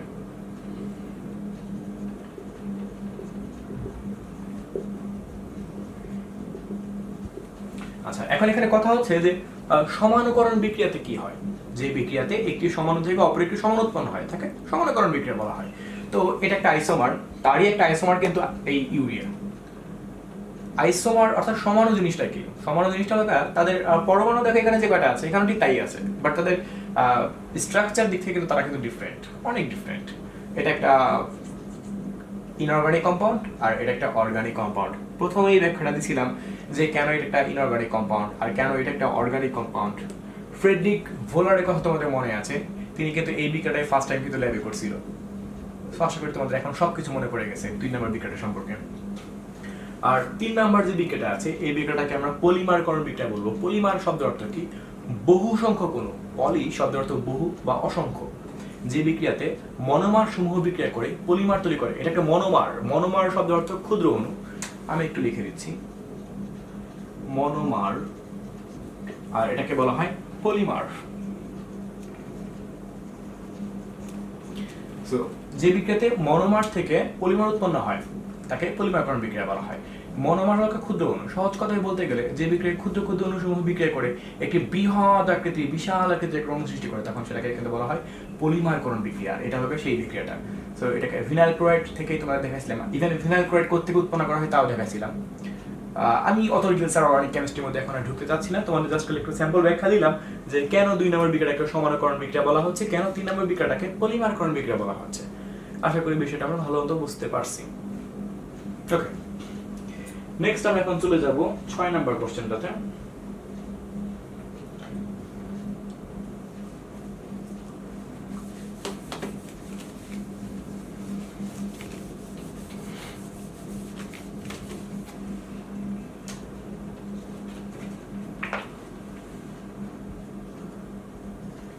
এক নং এবং 3 নং বিক্রিয়াটা রিডক্স কিনা ব্যাখ্যা করো। অনেক বড় কিছু। প্রথমে 1 নম্বর সম্পর্কে ব্যাখ্যা দেব, অর্ধেক 3 নম্বর সম্পর্কে ব্যাখ্যা দেব। FeCl2 Cl3 FeCl3 পাচ্ছি এখান থেকে। আর যদি আমি 3 নং বিক্রিয়াটার কথা বলি, নাইট্রোজেন প্লাস হাইড্রোজেন অ্যামোনিয়া। উদ্দীপকে যেভাবে দেওয়া আছে আমি সেভাবে দিচ্ছি, এরগুলা যেভাবে দেওয়া আছে আমি সেভাবে দিচ্ছি। যদিও অ্যাকচুয়ালি এটা একটা বহুমুখী বিক্রিয়া, আমি এর দিকে যাচ্ছি না। সো রিডক্স কিনা ব্যাখ্যা করতে হবে, সিম্পল কাজ করতে হবে। এখানে ফাইনাল রিঅ্যাকশন করার দরকার নেই, কারণ এখানে যেহেতু গ নাম্বার কোশ্চেন তার উপরে 2টা বিক্রিয়া দিছি, সো অনেক বেশি লেখা হয়ে যাবে যদি ফাইনাল রিঅ্যাকশন করতে যাও। জাস্ট খালি এটা প্রমাণ দেখাবা যে রিডক্স কি না, এটা দেখালে হয়ে যাবে। সো এখানে চার্জ +2 পাচ্ছ, আর এখানে 0 পাচ্ছ, এখানে +3 পাচ্ছ, আর অলওয়েজ ক্লোরিন তো -1, এখানে -1, এখানেও -1। আর যদি 3টা ক্লোরিন হিসাব করো তাহলে -3 চলে আসবে। আচ্ছা, ওখানে যাচ্ছি না। এখানে হাইড্রোজেন 0, হাইড্রোজেন 0, আর নাইট্রোজেন -3, হাইড্রোজেন অলওয়েজ +1। ওকে, সো আমি দেখতে পাচ্ছি অক্সিডেশন নাম্বারটা এখানে চেঞ্জ আসছে, আর এখানে তো চেঞ্জ আসছে না, চেঞ্জ আসছে এই জায়গাটার মধ্যে, এখানে চেঞ্জ আসছে, এখানে চেঞ্জ আসছে। ওকে, বলো কোথায় কি আসছে? এখানে ইনক্রিজ হইছে, ইনক্রিজ,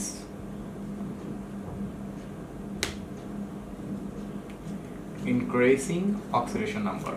আর এখানে কি 0 থেকে -1 চলে গেছে, তার মানে কি ডিক্রিজ হয়েছে অক্সিডেশন নাম্বার। আর এখানে আমি দেখতে পাচ্ছি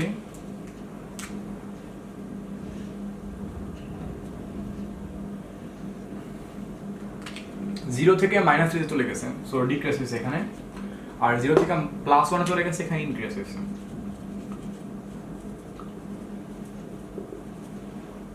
0 থেকে -3 তে ডিক্রিজ।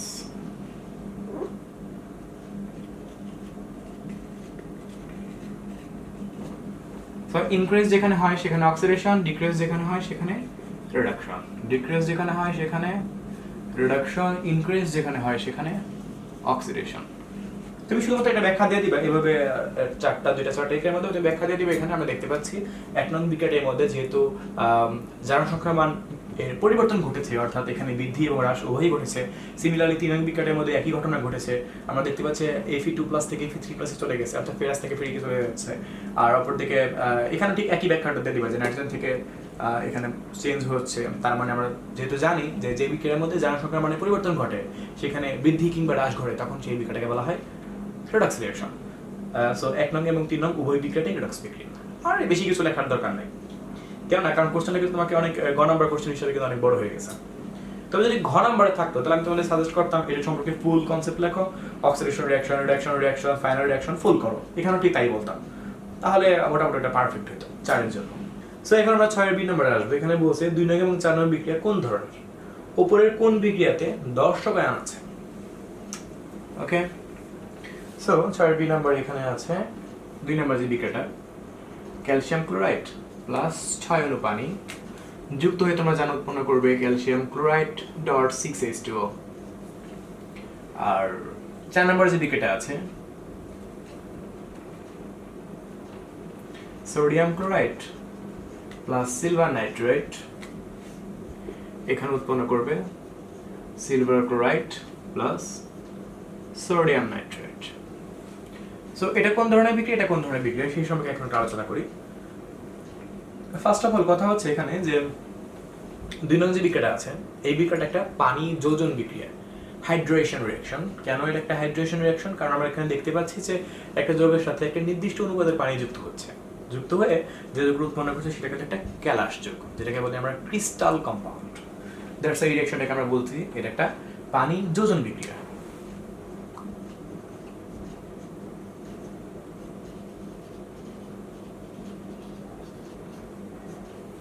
সো এই রিঅ্যাকশনটাকে আমরা বলে ফেলতে পারবো হাইড্রেশন রিঅ্যাকশন, হাইড্রেশন রিঅ্যাকশন, যেটাকে বলা হয় পানি যোজন বিক্রিয়া।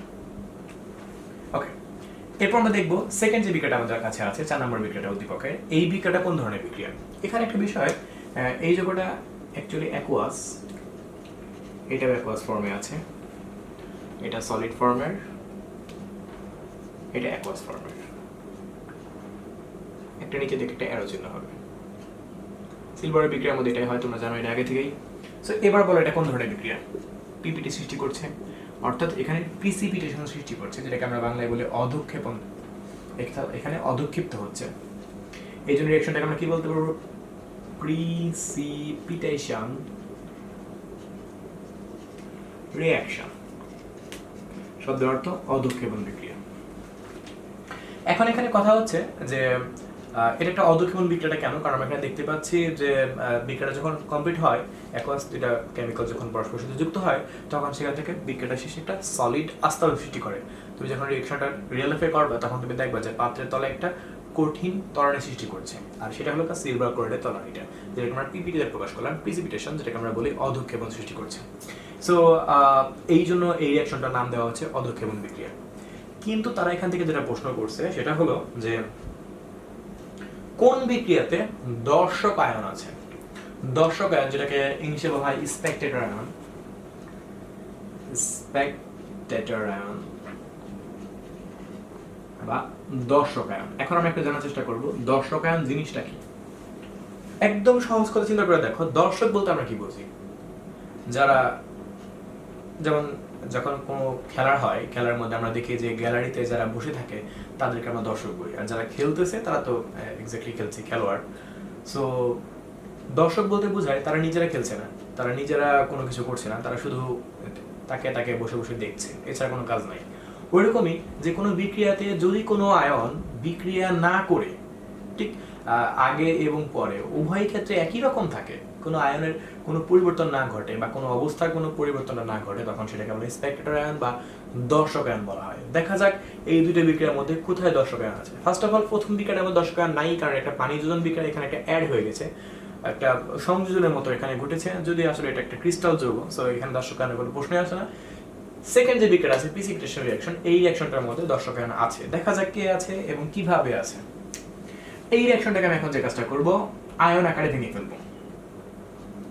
আয়ন রিঅ্যাকশন, তাদের কার আয়ন কিভাবে আছে তা আমরা এখন একটু দেখাবো। Sodium plus chlorine minus silver plus nitrate minus reaction complete করতে যাচ্ছি সিলভার ক্লোরাইড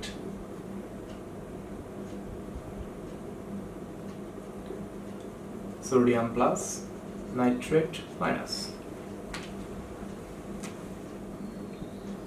অ্যাকুয়াস ফর্মের এটা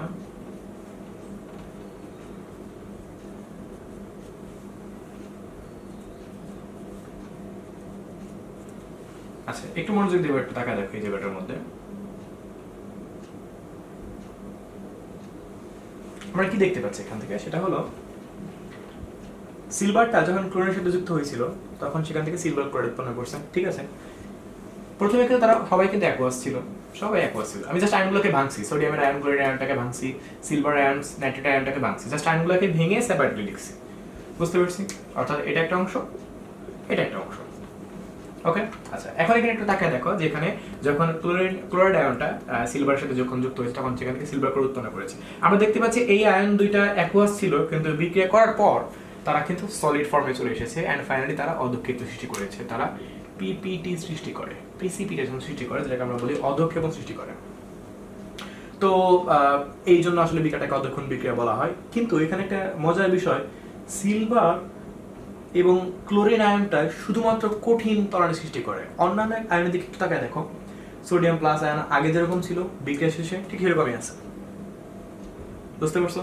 ক্লোরিন নাইট্রেট আয়নটা আগে যেরকম ছিল এখনো কিন্তু নাইট্রেট আয়নটা ঠিক সেরকমই আছে অর্থাৎ সোডিয়াম এবং নাইট্রেট আয়নের কিন্তু কোনো পরিবর্তন ঘটে নাই তারা আগেও অ্যাকুয়াস ফর্মে ছিল এখনো কিন্তু তারা বিক্রিয়া শেষে অ্যাকুয়াস ফর্মে আছে কোনো চেঞ্জ আসে না কিন্তু চেঞ্জ আসছে কার চেঞ্জ আসছে সিলভার এবং ক্লোরিন যখন তারা পরস্পরের সাথে যুক্ত হয় তখন সেখানে একটা কঠিন তরল সৃষ্টি করে তখন এই জায়গাটার মধ্যে তাদের চেঞ্জ আসছে তো তারা কারা এখানে দর্শকের ভূমিকা পালন করলো অবশ্যই সোডিয়াম এবং নাইট্রেটরা কারণ এখানে কিন্তু সিলভার বা ক্লোরিন কিন্তু তারা কিন্তু পরিবর্তিত হয়েছে তারা কিন্তু আগে যেরকম ছিল পরে কিন্তু সেরকম নাই কিন্তু সিলভার এবং সোডিয়াম এবং নাইট্রেট কিন্তু আয়নের মধ্যে কিন্তু আগে যেরকম ছিল পরেও ঠিক সেরকমই আছে এই জন্য এখানে আমরা বলতে পারবো স্পেকট্রেটর আয়ন আমাদের হিসাবে কে বলতে পারবো এখান থেকে সোডিয়াম প্লাস আয়নটা এবং নাইট্রেট মাইনাস আয়নটা এরা দর্শকের ভূমিকা পালন করছে বিক্রিয়াতে এদের কোনো রকম পরিবর্তন আসেনি সো আশা করি আমরা বুঝতে পারছি যে দর্শক আয়ন কি কিভাবে কি হয় এছাড়া যদি অন্যরকম কোনো বিক্রিয়া দেওয়া হয় তোমরা বিক্রিয়াটা করে সবগুলো আয়নকে ভেঙে ফেলবা অবশ্য তখন দেখবা উদ্দীপকের মধ্যে এরকম লেখা থাকবে যদিও সামহাউ এটা আমি লিখে দেই নাই সো আশা করি বিষয়টাকে ভালো করে বুঝতে পারছি যে দর্শক আয়ন কি এবং কি রূপভাবে তারা ভূমিকাটা পালন করে তাদের কোনো ভূমিকাই নেই এমনিই ছিল অমনিই আছে এবার আমরা আসবো 7 নম্বর সেশনটার মধ্যে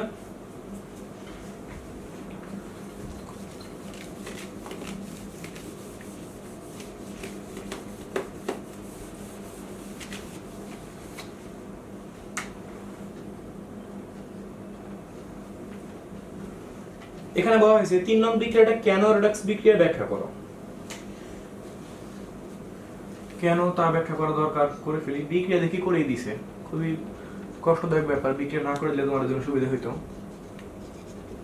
তোমরা বুঝেই ফেলছো এক্সামে কিন্তু পরীক্ষাতে বিক্রিয়া কিন্তু করে দিবে না তোমাদেরকে নিজ দায়িত্বে করে নিতে হবে ডিফিকাল্ট টাইপের রিঅ্যাকশন হয়তো তোমাদের করে দিতে পারে সো 3 নং বিক্রিয়াটা লিখলাম দেখা যাক এটা একটা রেডক্স বিক্রিয়া আমরা প্রমাণ করতে পারি কিনা চার্জ দেখেই বুঝতে পারছি +2 তোমরা কিন্তু এগুলো এক্স ধরে ধরে বের করবা যার সংখ্যা তোমাদের যেভাবে বের করা শিখাইছি তোমরা সেভাবে করে বের করবা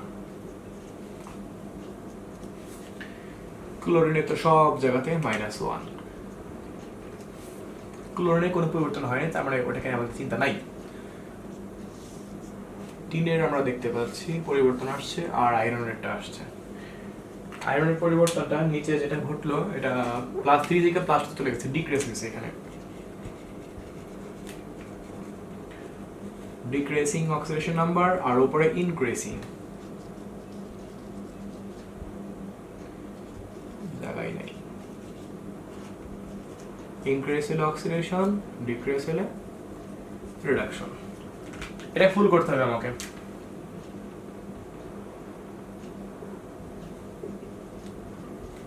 oxidation reaction reduction reaction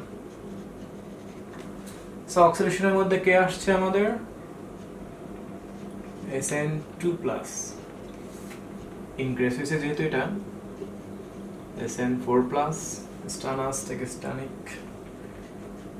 আর এটা 3 প্লাস তে 2 প্লাস ফেরিক টু ফেরাস। ওকে, সো এখানে যদি ব্যালেন্স করি, ধরে নাও 50টা এখানে আছে কয়টা, 48টা এখানে আছে কয়টা, 46টা। 48 46 দুইটা কমাইতে হবে। এখানে 47টা, এখানে 48টা, 47 48 একটা বাড়াইতে হবে। কিন্তু ফাইনাল রিঅ্যাকশন করলে কিন্তু এটাকে একটু গুণ করতে হবে, লেখাটাই করা যাবে না।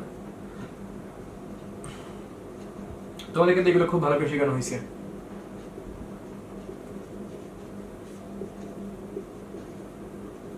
টু দ্বারা গুণ ওকে না করে শুধু ওটাকে করলেই হবে। 2fe3 plus plus 2 electron 2fe2 plus. Okay, কাটাকাটি করে ফেললাম। Sn2 প্লাস 2fe3 প্লাস, আর এই পাশে আমি পাচ্ছি Sn4 প্লাস 2fe2 প্লাস। একটু চেক দিই, টিন একটা আয়রন দুইটা। ওকে, প্লাস 2 আর প্লাস 6 প্লাস 8 আছে এখানে, 4 প্লাস 8 সব কমপ্লিট। সো আশা করি আমরা বুঝতে পারছি যে কিভাবে করে রিডক্স সম্পূর্ণটা করতে হয়। তবে তোমাকে কিন্তু ডিটেইলস লিখতে হবে। জারণের বিক্রিয়া কথা লেখার আগে জারণ কাকে বলে লিখে নিবা, বিজারণের বিক্রিয়া লেখার আগে বিজারণ কাকে বলে লিখে নিবা, সম্পূর্ণ বিক্রিয়া লেখার আগে শেষে একটা ব্যাখ্যা দিয়ে দিবা যে তোমরা দেখতে পাচ্ছি ওই ক্ষেত্রে সমানভাবে ঘটছে, তার মানে একটা রিডক্স রিঅ্যাকশন। একটু ডিটেইলস তোমাকে লিখতে হবে, শুধু কিন্তু এই লাইন করে লিখে দেওয়া সেটা কোনোভাবে ভালো হবে না। এরপর তো আমাকে যেটা বলছে ঘ নম্বরে 1 নং এবং 2 নং বিক্রিয়াতে একটি যৌগ জারক ও বিজারক উভয় হিসাবে আচরণ করে। দেখা যাক কে এই ঘটনাটা ঘটাইলো।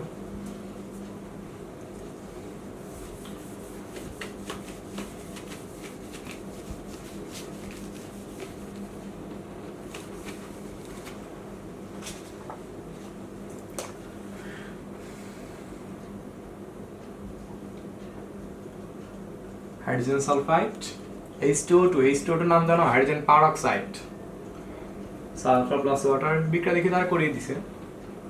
নেক্সট বিক্রিয়াটা করব, এটা আমাদের ছিল 1 নং। এরপর 2 নং সম্পর্কে একটু ব্যাখ্যা দিই। 2 নং এর আমাদের এখানে আছে ক্লোরিন H2O2 আর 2HCl প্লাস O2। ওকে, তো এখন জারণ সংখ্যা বের করার পালা।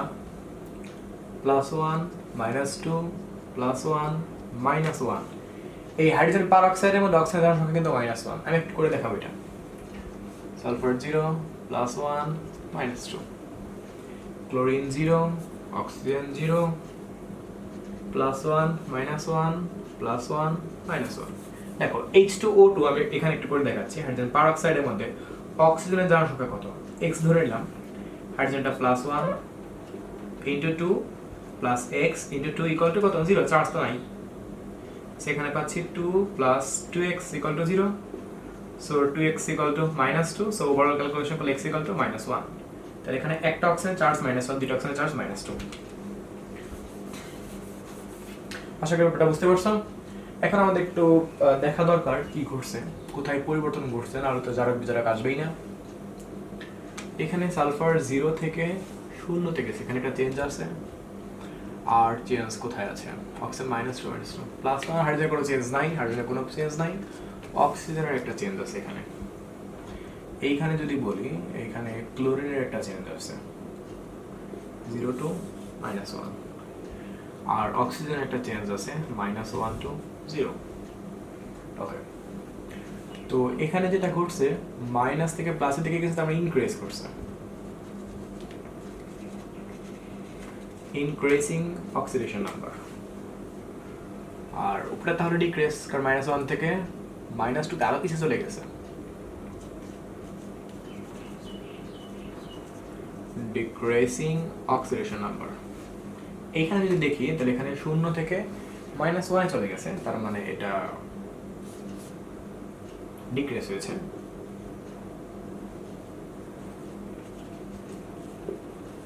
-1 থেকে 0 তে বেড়ে গেছে, ইনক্রিজ হয়েছে এখানে।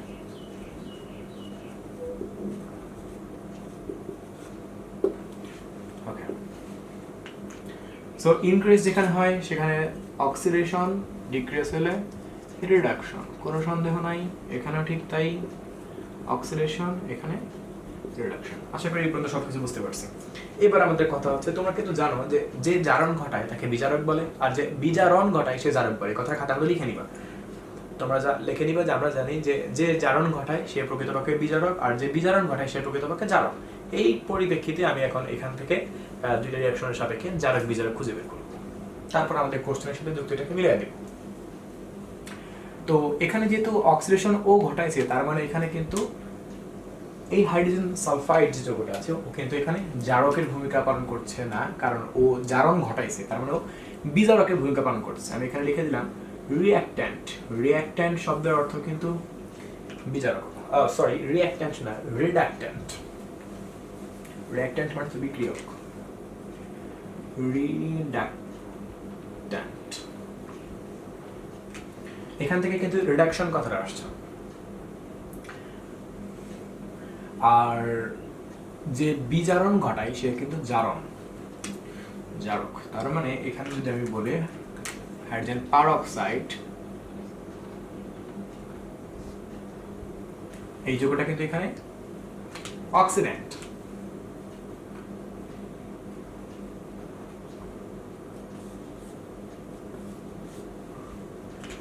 আর এই বিক্রিয়াতে যদি আমি বলি, সেক্ষেত্রে আমি দেখতে পাচ্ছি এখানে অক্সিডেশন করছে এটা, তার মানে এইখানে কিন্তু হাইড্রোজেন পারঅক্সাইড কিন্তু এখানে বিজারক।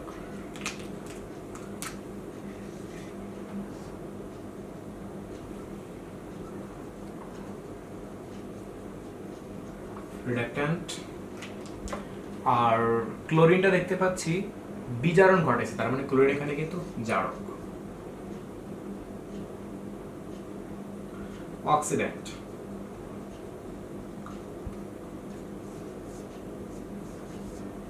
সো দেখো ওভারঅল কনসেপ্টটাকে তোমরা বুঝতে পারছো কিনা। তোমাকে কিন্তু খাতার মধ্যে এগুলা এইভাবে লিখলে হবে না, ডিজাইন করে দিলে হবে। তোমাদের সুন্দর যেন দেখা যায়, যেন আমি এরকম করে দেখা দিলাম। তোমরা খাতার মধ্যে সুন্দরভাবে ডিটেলস লিখবা যে আমরা জানি যে যে জারণ ঘটায় সে বিজারক, যে বিজারণ ঘটায় সে জারক। আমরা দেখতে পাচ্ছি এখানে হাইড্রোজেন সালফাইড এর জারণ ঘটেছে, এর জন্য এই যৌগটাকে আমরা বলবো বিজারক। অপরদিকে হাইড্রোজেন পারঅক্সাইড এই বিক্রিয়া সাপেক্ষে দেখতে পাচ্ছি এর বিজারণ ঘটেছে, তার মানে এটা একটা জারক। অপরদিকে যদি সেকেন্ড বিক্রিয়াটার কথা বলি, এখানে ক্লোরিনের কিন্তু বিজারণ ঘটেছে, তার মানে এখানে ক্লোরিনটা কি জারক। আর হাইড্রোজেন পারঅক্সাইড এখানে জারণ ঘটেছে, তার মানে হাইড্রোজেন পারঅক্সাইড এখানে কি বিজারক। এখানে একটা কথা বলছিল যে 1 নং এবং 2 নং বিক্রিয়াতে একটি যৌগ জারক এবং বিজারক উভয় হিসেবে আচরণ করে। তুমি এখন চিন্তা করে দেখো এখানে জারক এবং বিজারক উভয় হিসেবে কে আচরণ করতেছে? Hydrogen sulphide? তা তো না, কারণ হাইড্রোজেন সালফাইড দুই জায়গায় নাই। সো এখান থেকে এমনি দেখলেই বোঝা যায় যে হাইড্রোজেন পারঅক্সাইড H2O2। কেননা কারণ হাইড্রোজেন পারঅক্সাইড এইখানে আমরা দেখতে পাচ্ছি জারকের ভূমিকা পালন করতেছে, আর হাইড্রোজেন পারঅক্সাইড এই বিক্রিয়াতে আমরা দেখতে পাচ্ছি বিজারকের ভূমিকা পালন করতেছে। তার মানে এই যৌগটাই দুইটা বিক্রিয়াতেই ডিফারেন্ট টাইপের দুইটা রোল প্লে করছে। সো আমাদের 7 কমপ্লিট। নেক্সট আমরা এখন চলে যাব 8 নাম্বার।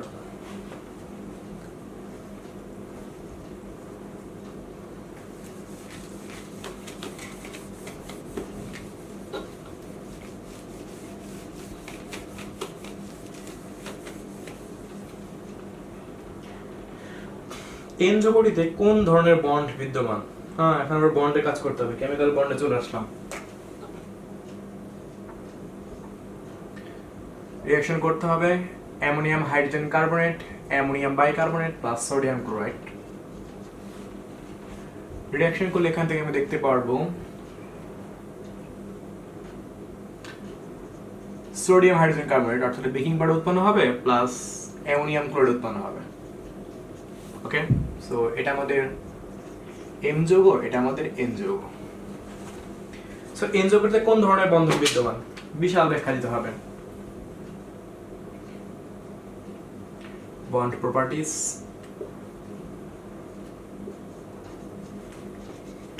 of n compound.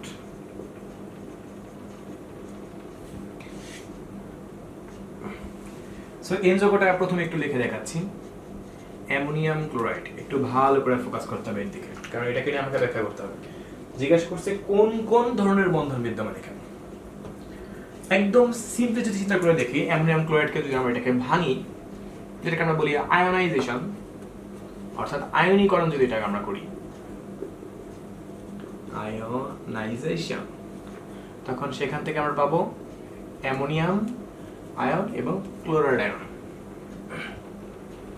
আর যদি আমরা এটাকে যদি রিঅ্যাকশন করি, বিক্রিয়া করি, সেখান থেকে আমরা পাবো এখান থেকে অ্যামোনিয়া প্লাস হাইড্রোক্লোরিক অ্যাসিড। ওকে, সো এবার একটু মনোযোগ দিয়ে দেখা দেখো, সেটা হলো যে অ্যামোনিয়াম ক্লোরাইডকে যেটা আয়নিত করলে অ্যামোনিয়াম প্লাস এবং ক্লোরিন অর্থাৎ ক্লোরাইড আয়ন পাওয়া যাচ্ছে, তার মানে এটা কিন্তু এক প্রকারের আয়নিক বন্ড। কেন আয়নিক বন্ড? তোমরা একটা জানো যে আয়নিক বন্ডের মধ্যে কিন্তু দুই রকমের চার্জের সৃষ্টি হয়, positive charge and negative charge.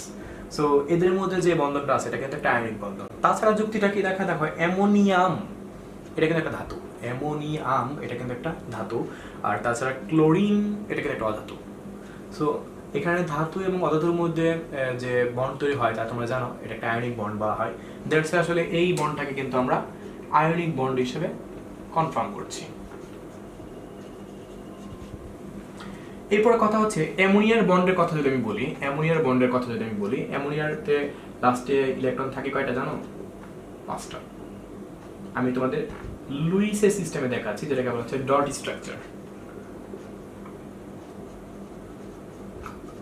Luis structure, তোমাদের লুইস সম্পর্কে ব্যাখ্যা দিয়েছিলাম। এখানে হাইড্রোজেন কয়টা যুক্ত হবে? 3টা, যেহেতু NH3 ফর্ম করবো আমরা।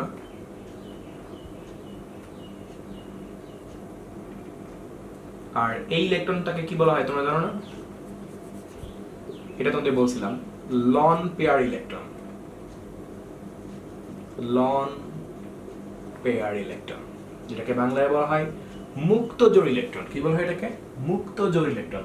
অর্থাৎ যে সকল ইলেকট্রন বন্ধন শেষে অপরিবর্তিত থাকে, অর্থাৎ অন্য কারোর সাথে এটা বন্ড ফর্ম করে না, তারা সম্পূর্ণরূপে একাকী থেকে যায়, তাকে বলা হয় নিঃসঙ্গ মুক্ত জোড়। সো এটা একটা অ্যামোনিয়ার বন্ড। সো এই বন্ডটা কোন ধরনের বন্ড? এখানে ইলেকট্রন কি করছে? আদান প্রদান করছে? না, তা কিন্তু না। এখানে ইলেকট্রনটা কি করছে? শেয়ার করছে। সো শেয়ারিং অফ বন্ড, যে বন্ধনের মধ্যে অর্থাৎ যে প্রকারের বন্ধনের মধ্যে ইলেকট্রন সমূহ একে অপরের সাথে শেয়ারের মাধ্যমে বন্ধন তৈরি করে, তাকে কি বলা হয়? কোভ্যালেন্ট বন্ড, মানে কি? সমযোজী বন্ধন। সো আমরা কিন্তু 2 নম্বর যুক্তি দিয়ে দিতে পারবো, এটা একটা কোভ্যালেন্ট বন্ড। কোভ্যালেন্ট বন্ড, যেটাকে বাংলায় বলা হয় সমযোজী বন্ধন। বিষয়টা আমরা বুঝতে পারছি? ওকে, এরপর একটা কথা হচ্ছে যে অ্যামোনিয়া বলেও তো কিছু একটা আছে। আমি নাইট্রোজেন নিয়ে সবকিছু করতেছি, নাইট্রোজেন নিয়ে ammonium chloride plus chloride ion পাইলাম, অ্যামোনিয়া পাইলাম। অ্যামোনিয়া বলেও তো একটা কথা আছে। প্রশ্ন হলো অ্যামোনিয়াম প্লাস সম্ভব কিভাবে? যে কোনো স্টুডেন্ট যেটা চিন্তা করবে যে নাইট্রোজেনের সাথে তার মানে এখানে 4টা হাইড্রোজেন যুক্ত আছে, তাই তো?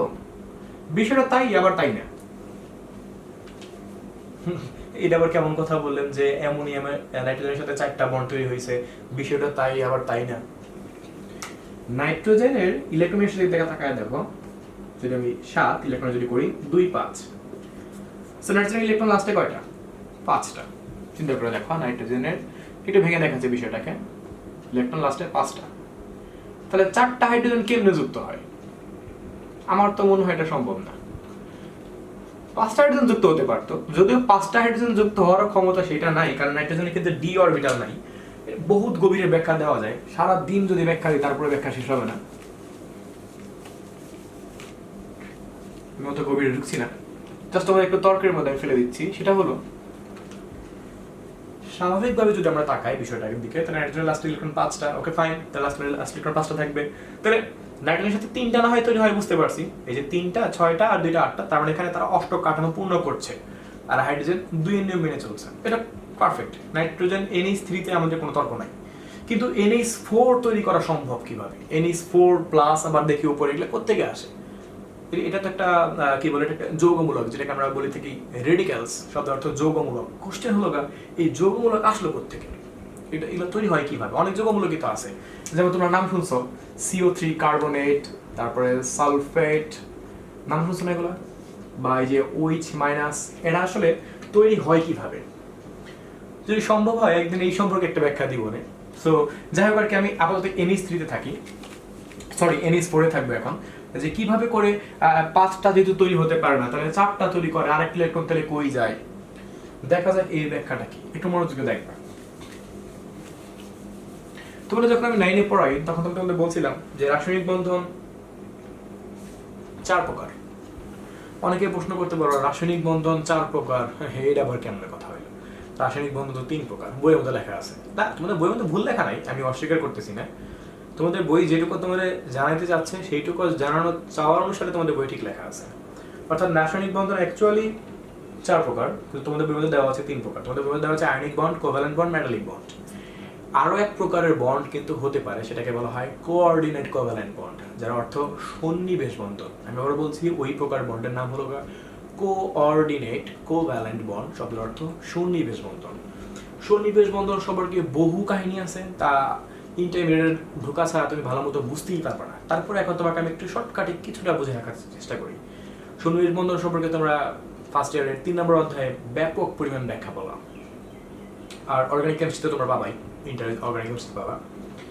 তো আমরা এখন একটু আলোচনা করব যে NH4 এর বন্ধনটা কিভাবে তৈরি হয় সেই সম্পর্কে একটু সামান্য কিছু ধারণা তোমাদের এখন দিব। NH3 দিকে তাকাই আমরা। NH3 যেটা আমরা একটু আগে এখানে করছিলাম, মুক্ত ইলেকট্রন করা থাকে 2টা। আর হাইড্রোজেন, কারণ NH4 এর কথা হচ্ছে, যেটা আমি এটাকে আপাতত ব্যাখ্যা দিতে যাচ্ছি। হাইড্রোজেন ইলেকট্রন কয়টা? একটা। হাইড্রোজেনের কিন্তু ইলেকট্রন একটা, প্রোটনও কিন্তু একটা। তোমরা জানো তো, এই যে নিউক্লিয়াস থাকে, নিউক্লিয়াসে কিন্তু একটা প্রোটন থাকে আর এখানে একটা ইলেকট্রন থাকে। যদি কোনো এক কারণে হাইড্রোজেন যদি একটা ইলেকট্রন ত্যাগ করে ফেলে, তাহলে সে কি তৈরি করে? হাইড্রোজেন প্লাস তৈরি করে। ও ভাই, এটাও তো আমি জানি যে হ্যাঁ, ইলেকট্রন ত্যাগ করলে হাইড্রোজেন প্লাস আয়ন তৈরি করবে। এখন কথা হচ্ছে যে যেহেতু আমি দেখতে পাচ্ছি এখানে নাইট্রোজেন কেন্দ্রীয় পরমাণু, তাছাড়া নাইট্রোজেনের লন পেয়ার ইলেকট্রন বিদ্যমান, যেটাকে বলা হয় মুক্তজোড় ইলেকট্রন বিদ্যমান। এই জন্য এই মুক্তজোড় ইলেকট্রনের সাথে H+ এর একটা বন্ড ফর্ম করতে পারে তারা। এই বন্ডটা এরকম তীর চিহ্ন দিয়ে দেখাতে হয়। এটা কোনো স্বাভাবিক ওরকম কোনো বন্ড না, যেভাবে আমরা বন্ড আকারে দেখাই, এটা অ্যাকচুয়ালি সেরকম কোনো বন্ড না। এই জন্য দেখা যায় কি যে এখানে ইলেকট্রন প্রোটন সহকারে হাইড্রোজেন তার প্রোটন সহকারে হাইড্রোজেন সাথে যুক্ত হয়। এন্ড ফাইনালি ওভারঅল আমরা বিষয়টাকে প্লাস দিয়ে প্রকাশ করি। কথাটা কি বুঝতে পারছো? এই জন্যই আমরা দেখি সবসময় NH4+। একদম ভেঙে যদি বিষয়টাকে বলি, NH3 এর সাথে যখন একটা H+ যুক্ত হয় তখন সেটাকে বলা হয় NH4+। NH4+। তোমরা কখনো হয়তো এটা দেখো নাই, H3O+, এটাকে বলা হয় হাইড্রোনিয়াম আয়ন। হাইড্রোনিয়াম আয়ন আশা করি তোমরা কখনোই জীবনে দেখো নাই, দেখার সৌভাগ্য তোমাদের আশা করি সামনে হবে। এটা কিভাবে তৈরি হয়? H2O পানি এর সাথে H+ আয়ন যখন যুক্ত হয় পানির সাথে, তখন সেখান থেকে ফর্ম করে H3O+, যেটাকে বলা হাইড্রোনিয়াম আয়ন। একদম সিম্পল চিন্তা করে দেখো, H+ একটা রেশিও চলে আসবে, তার মানে আগে ছিল H2, তারপরে H3 আর O, ওভারঅল একটা প্লাস চার্জ ছিল থাকবে H3O+, যেটাকে বলা হাইড্রোনিয়াম আয়ন। এরকম ভাবেই আসলে বিভিন্ন আয়ন তৈরি হয় সন্নিবেশ বন্ধনের মাধ্যমে। এখানে পানিতে সম্ভব কেন? কারণ একটু তাকায় দেখো, পানিতে কিন্তু 2 জোড়া মুক্তজোড় ইলেকট্রন থাকে। বুঝতে পারছো? 2 জোড়া মুক্তজোড় ইলেকট্রন থাকার কারণে এখানে খুব সহজেই এই H+টা যুক্ত হতে পারে। বুঝতে পারছো কথা কি বলছি? এবং সেখান থেকে উৎপন্ন করে H3O+। এখন মনে ভাবতে পারো ভাই, অক্সিজেনের 2টি ইলেকট্রন আপনি 2 কোণায় কেন দিলেন? তারও ব্যাখ্যা আছে। আমি আর অত গভীরে এখন ঢুকতে যাব না, ঢুকতে তোমরা পাগল হয়ে যাবে। আমি মাত্র শুরু করাচ্ছি, হয়তো বা আরো বড় ক্লাসে উঠলে তোমরা বুঝতে পারবা যে 2 কোণায় ইলেকট্রনগুলো 2 দিকে দেওয়ার কারণ কি। বহুত কাহিনী আছে, সবকিছুরই ব্যাখ্যা আছে। তুমি কিসের ব্যাখ্যা চাও? সবকিছুর ব্যাখ্যা দেওয়া সম্ভব। সো আমি আশা করি তোমাদের সিম্পলি এটা বুঝতে পারছি যে NH4 কিভাবে সম্ভব। NH3 এর সাথে একটা H+ যখন যুক্ত হয় তখন সেটা NH4 তৈরি হয়। আর এই যে বন্ডটা দেখতেছো, এই যে বন্ডটা তোমরা এখানে দেখতে পাচ্ছ, এই বন্ডটার নামই হলো কোঅর্ডিনেট কোভ্যালেন্ট বন্ড, যেটাকে বাংলায় বলা হয় সন্নিবেশ বন্ধন। সো এখানে তোমাকে ব্যাখ্যাটা লিখতে হবে, যেখানে 3 নাম্বার যে বন্ডটা, এই বন্ডটা আসলে যে এই বন্ডটা কোঅর্ডিনেট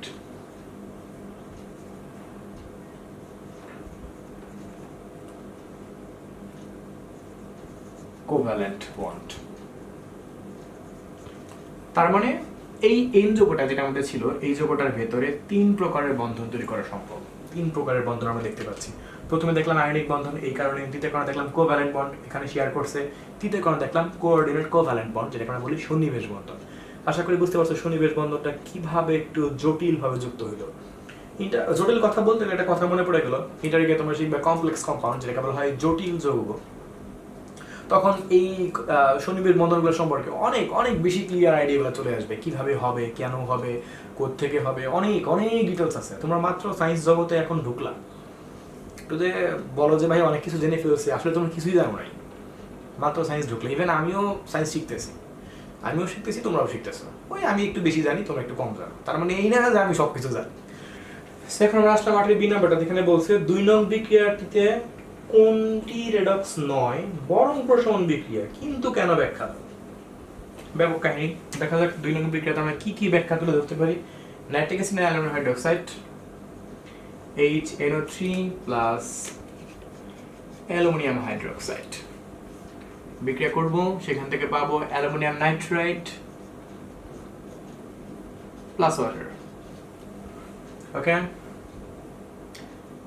কোশ্চেন করা হচ্ছে এটা কোন ধরনের বিক্রিয়া। দেখতে পাচ্ছি acid base salt water, so neutralisation reaction, এটা কোনো সন্দেহ নাই এখানে।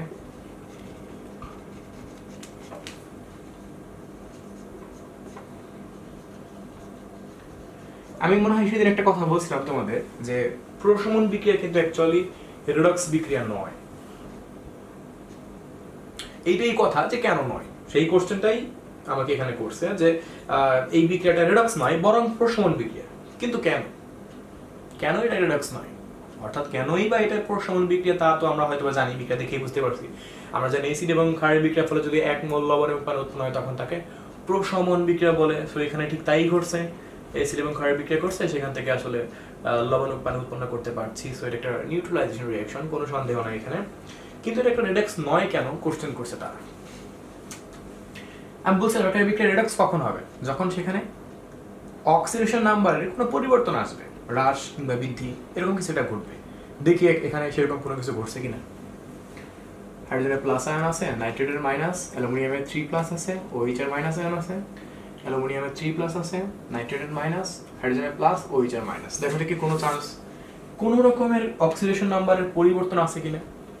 আগে যা ছিল পরেও ঠিক তাই আছে, এখানে প্রত্যেকের চার্জ পৃথকভাবে যেরকম ছিল এখানেও ঠিক তাই আছে।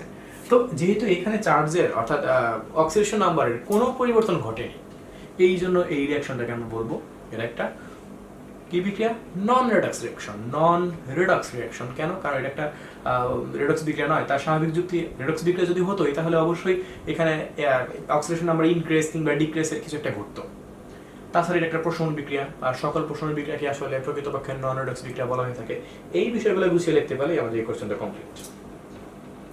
এবার আমরা 9 নম্বরে ঢুকবো। 1 নং বিক্রিয়াটাকে রেডক্স বলা যাবে কিনা, জারক বিজারক চিহ্নিত করো।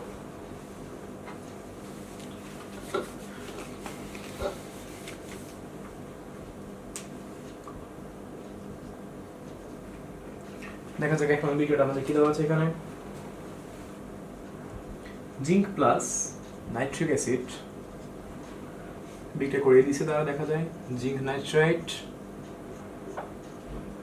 Plus nitrogen dioxide plus water. Okay, so রেডক্সের কথা যেহেতু আসছে, প্রত্যেকের অক্সিডেশন নাম্বার বের করে ফেলি।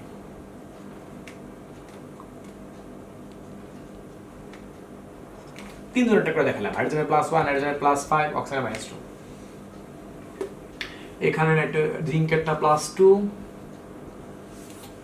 নাইট্রোজেনেরটা কত এখানে একটু বের করে দেখা দরকার, যদিও আমাদের NO3 তে ঝামেলা করবে না, কিন্তু এখানে +4 আছে, +1 -2।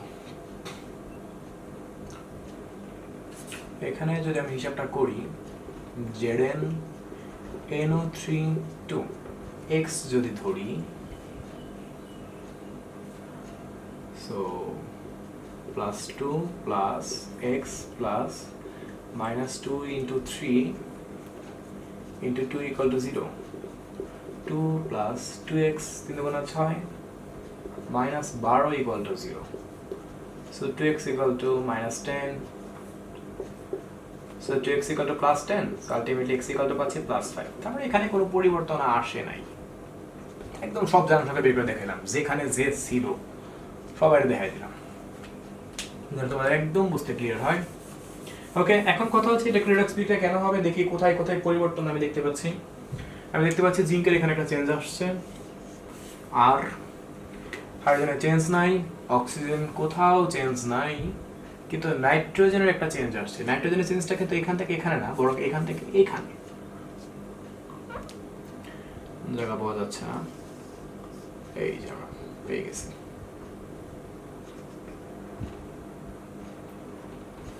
ওকে, এভাবে সবাই জনসংখ্যাটা বের করে নিলে তোমরা কখনো ভুল হবে না, অ্যাবসলিউটলি তুমি করতে পারবা। সো প্রত্যেকের জনসংখ্যা বুঝতে পারছি। সো এটা একটা যা জিজ্ঞেস করছে, জাস্ট খালি রেডক্স বিক্রিয়া বলা যাবে কিনা, জারক বিজারক খুঁজে বের করতে বলছে, আর কিছু চাই নাই। সো আমি আর তো ব্যাখ্যাও দিব না, শুধুমাত্র এখন একটু দেখা যাক কে অক্সিডেশন করে কে রিডাকশন করে, কারণ তা বুঝতে না পারলে কিন্তু আমরা জারক বিজারক খুঁজে বের করতে পারবো না। 0 থেকে +2 গিয়েছে, তার মানে এখানে ইলেকট্রনটা ইনক্রিজ হয়েছে, ইনক্রিজিং অক্সিডেশন নাম্বার। সো এটা অক্সিডেশন লিখেই দিলাম। আর এখানে +5 থেকে +4 চলে গেছে, তার মানে ডিক্রিজিং।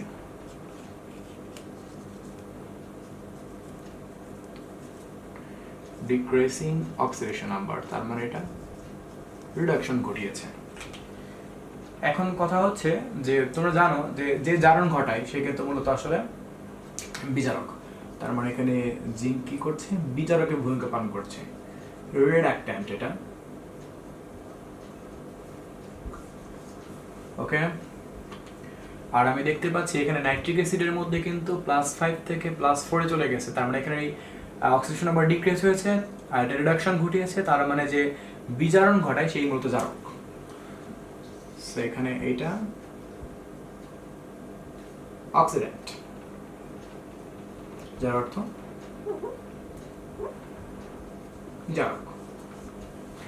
সো তুমি ভালো করে এখানে ব্যাখ্যাটা গুছিয়ে লিখে দিবা যে আমরা দেখতে পাচ্ছি যেহেতু এখানে প্রথমেই লিখবা ইলেকট্রন রিডক্স বিক্রিয়া, কেননা উল্লেখিত বিক্রিয়াটির মধ্যে জারণ সংখ্যার মানে পরিবর্তন ঘটেছে।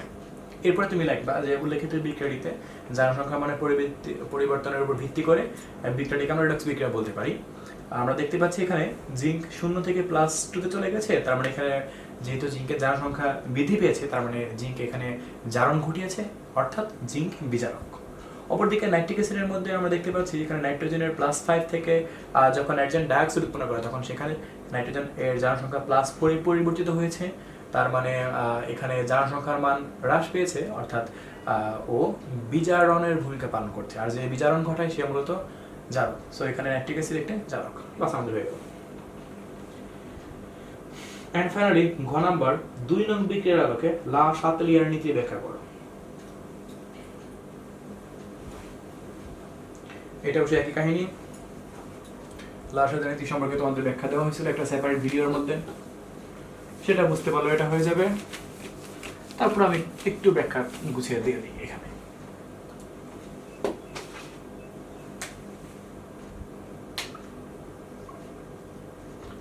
Sulphate trioxide plus water,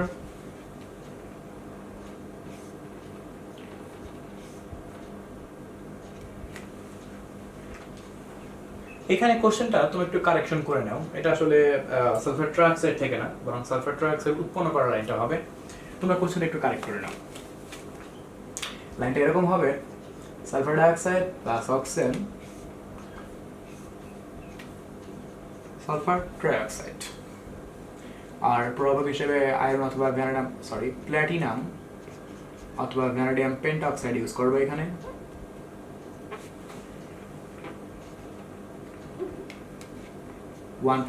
atmosphere pressure use করবা, 400 থেকে 500 ডিগ্রি সেলসিয়াস তাপমাত্রা ইউজ করলেই আনা। আর এই বিক্রিয়াতে কিন্তু ডেল এর মান কিন্তু প্লাস, আমি বেরোটা লিখে দিলাম না, প্লাস কি লিখে দিলাম, সরি মাইনাস। ডেল এর মান এখানে মাইনাস, কারণ এটা এক্সোথার্মিক রিঅ্যাকশন। সো যদি আমি লা শাতলিয়ার নীতি ফেলতে চাই,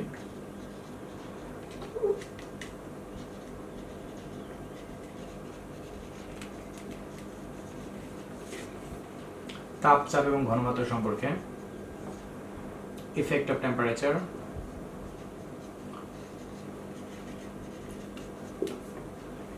effect of pressure, effect of concentration মানে ঘনমাত্রা। দেখি কি কি যুক্তি দিতে পারি। এটা কিন্তু ওই স্পর্শ পদ্ধতিতে সালফারিক অ্যাসিড প্রস্তুতির মূল ধাপ। এই ধাপে কিন্তু সালফার ট্রাইঅক্সাইড উৎপন্ন হয় এবং তারপর ধাপে এর সাথে পানি অ্যাড করলে সেখান থেকে সালফারিক অ্যাসিড উৎপন্ন করে। তোমরা উদ্দীপকের 2 নম্বর কোশ্চেনটাকে একটু এইভাবে লাইনটা লিখে নিবে। আচ্ছা, এখন এখানে কথা হচ্ছে যে প্রথম কথা, যদি আমি তাপের প্রভাব সম্পর্কে আলোচনা করতে চাই, এটা কোন ধরনের বিক্রিয়া? তাপোৎপাদী বিক্রিয়া। তাপোৎপাদী বিক্রিয়া মানে তাপ কমাইতে হবে।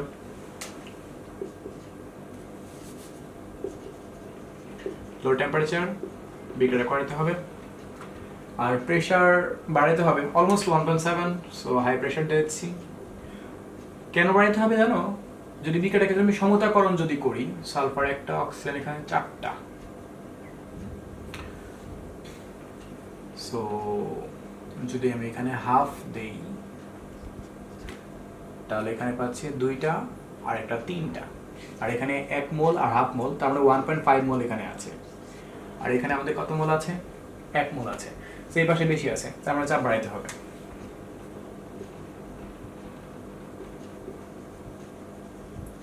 সমতাকরণটা তুমি চাইলে অন্যভাবে করতে পারতাম, 2 দ্বারা গুণ করে তারপর সিস্টেম করে মিলাতে পারতাম। আমি অন্য একটা ভাবে ট্রাই করে দেখি, দেখতে সুবিধা লাগবে। তাহলে SO3 4টা, এখানে 2 দেই তাহলে এখানে হয়ে গেল কয়টা? 6টা। সেখানে যদি 2 দেই তাহলে এখানে হয়ে গেল 4টা, যেটা 6টা, পারফেক্ট। সো এখানে একই রকম মোল হিসাব করে দেখো, এখানে মোল কয়টা আছে বলো দেখি? 2 মোল আর 1 মোল কয় মোল? 3 মোল। আর এখানে কয় মোল আছে? 2 মোল। সো যদি আমরা এখানে চাপের পরিমাণটা বাড়াই তাহলে কিন্তু বেশি মোল থেকে কম মোলের দিকে যাবে, আর উৎপাদ আমাদের এই পাশে আছে, তার মানে পারফেক্ট। তার মানে এখানে চাপ বাড়াইতে হবে, আর চাপটা 1.7 অ্যাটমসফিয়ার চাপমাত্রায় চাপে করলেই এনাফ। তো আমি আবার বলছি, সমতাকরণটা তুমি যেভাবে করতে পারো এভাবে করতে পারো, যে তোমাদের খুশি, কোনো সমস্যা নেই আমার পক্ষ থেকে। আর ঘনমাত্রার ব্যাপারটা একই রকম। সমতাকরণ যখন ইকুয়েশন যখন ইকুইলিব্রিয়ামে চলে আসবে তখন তুমি এখান থেকে সালফার ডাইঅক্সাইডটাকে অপসারণ করে নিবা, রিঅ্যাকশন অ্যাগেন হতে থাকবে, প্রয়োজন পড়লে সালফার ডাইঅক্সাইড অ্যাগেন তুমি পাত্রের মধ্যে যোগ করবা, অ্যাগেন এটা উৎপন্ন হবে, আবার এটাকে অপসারণ করবা, রিঅ্যাকশনটা কমপ্লিট করতে থাকবে, হয়ে যাবে।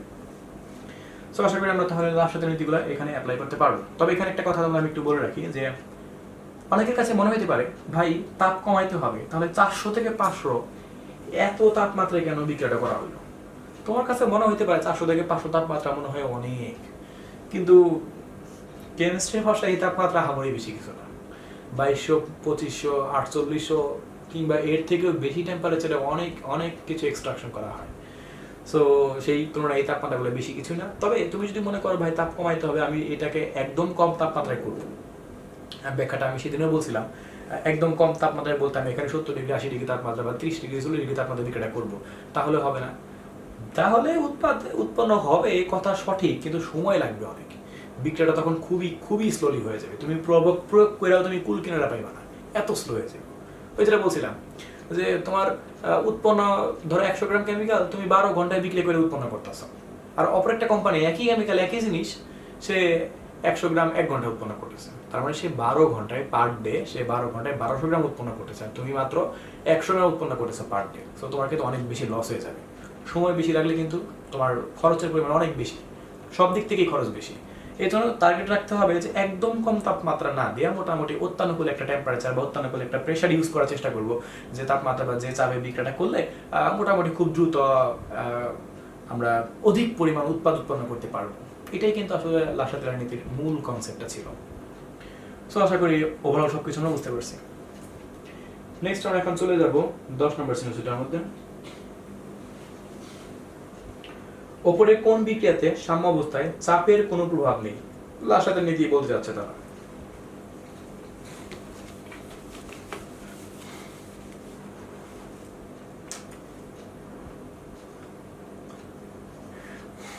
তিনটা বিক্রিয়া মনে হয় দেওয়া আছে, ফার্স্টে তিনটা বিক্রিয়া সম্পর্ক করি। Hydrogen plus chlorine, hydrochloric acid সমতাকরণ করলে এখানে 2 পাওয়া যাবে। নেক্সট এটা আমাদের দেওয়া আছে ফসফরাস পেন্টাক্লোরাইড, এটাকে যখন বিয়োজিত করব তখন সেখান থেকে ফসফরাস ট্রাইক্লোরাইড প্লাস ক্লোরিন পাবো। আর নেক্সট দেওয়া আছে C2H6 এথান, ইথেনের একটা দহন বিক্রিয়া, কার্বন ডাইঅক্সাইড প্লাস পানি পাওয়া যাবে।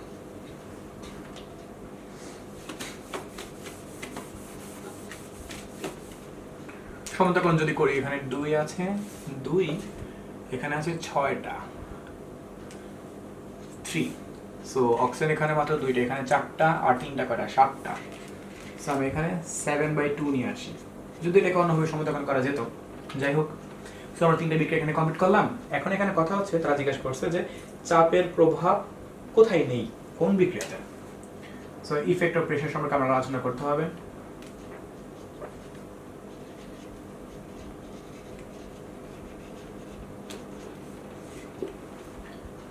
এক করে সবগুলো বিক্রিয়া দিকে একটু তাকাই। 3 নং বিক্রিয়া দিকে তাকানো শুরু করি। ভাই আপনি 3 নং থেকে তাকানো শুরু করলেন, রহস্য আছে নাকি? রহস্য তো কিছু থাকেনি, থাকে না? এখানে 1 মোল, এখানে 7.5 মোল, তার মানে 8.5 মোল এখানে আছে। এখানে আছে 2 আর 3 5। তুমি কিন্তু জানো যে যে বিক্রিয়াতে মোল সংখ্যা বেশি থাকে, তাপ যখন তুমি প্রেসার বাড়াই দিবা তখন কিন্তু বেশি থেকে কমের দিকে যাবে। সো এখান থেকে এদিকে যাবে। কিন্তু তারা প্রশ্ন করছে কি? তারা প্রশ্ন করছে যে কোন বিক্রিয়াতে সাম্য অবস্থায় চাপের কোনো প্রভাব নেই। এখানে কিন্তু 3 নং বিক্রিয়াতে কিন্তু চাপের প্রভাব আছে, কারণ তুমি চাপ বাড়ায় দাও কিংবা কমায় দাও। যদি বাড়ায় দাও সে ফরওয়ার্ড হয়ে যাবে, বেশি থেকে কমের দিকে যাবে। যদি কমায় দাও সে ব্যাকওয়ার্ড হয়ে যাবে, এই উৎপাদ থেকে যখন বিক্রিয়কের দিকে আসবে। তাহলে এখানে কি প্রভাবটা লক্ষ্য করা গেল না? প্রভাবটা এখানে লক্ষ্য করা গেল। তার মানে এখানে 3 নং বিক্রিয়াটার মধ্যে অবশ্যই চাপের প্রভাব রয়েছে। আমাকে বুঝতে হবে নেই কোথায় তাকে। 2 নং বিক্রিয়াটাকে একটু তাকায় দেখি। এখানে দেখতে পাচ্ছি এখানে 1 মোল আর এখানে 1 মোল এবং 1 মোল 2 মোল। সেম কাহিনী, যদি আমি এখানে চাপটাকে বাড়িয়ে দিই তাহলে এই পাশ থেকে বিক্রিয়া এদিকে যাবে, কমায় দিলে এই পাশ থেকে ওইদিকে যাবে। কমায় দিলে এটা বেস্ট, কিন্তু প্রকৃতপক্ষে আমাকে চাপের প্রভাব এখানে আছে তো। সো 2 নং বিক্রিয়াটাও হচ্ছে না। দেখা যাক এবারে 1 নং বিক্রিয়াটার মধ্যে কি আছে। এখানে 1 মোল, এখানে 1 মোল, 2 মোল আর এখানে আছে 2 মোল। সো উভয় পক্ষেই কিন্তু মোল সমান। আমি বলছিলাম একটা ভিডিওটার মধ্যে, লাস্টের ভিডিওটার মধ্যে বলছিলাম যে যদি কোনো বিক্রিয়া তোমার সামনে আসে এরকম যে উভয় পক্ষেই তুমি দেখতে পাচ্ছ যে মোল সংখ্যা সমান, সেই ক্ষেত্রে কিন্তু তুমি চাপ বাড়াও না হয় কমাও, বিক্রিয়া কিংবা উৎপাদের কোনো পরিবর্তন আসবে না। ইভেন সাম্য ধ্রুবকের কোনো পরিবর্তন আসবে না। সাম্য ধ্রুবক সম্পর্কে তুমি ইন্টারভিউ জানতে পারবে, কেসিকেবি সম্পর্কে অনেক কাহিনী আছে সেখানে। সো আশা করি আমরা বুঝতে পারছি। তাহলে আমাদের 1 নং বিক্রিয়ার অ্যান্সারটা হবে যার চাপের কোনো প্রভাব নেই, কারণ এখানে মোল সংখ্যা উৎপাদ এবং বিক্রিয়কের উভয় পক্ষেই সমান আছে। তো তোমাকে ব্যাখ্যাগুলো লিখে লিখে দেখাতে হবে। ওকে, এবার আমরা আসবো ঘ নাম্বারটাতে। 3 নং বিক্রিয়াটি রেডক্স বিক্রিয়া, প্রমাণ করো। আবার প্রমাণ করতে হবে।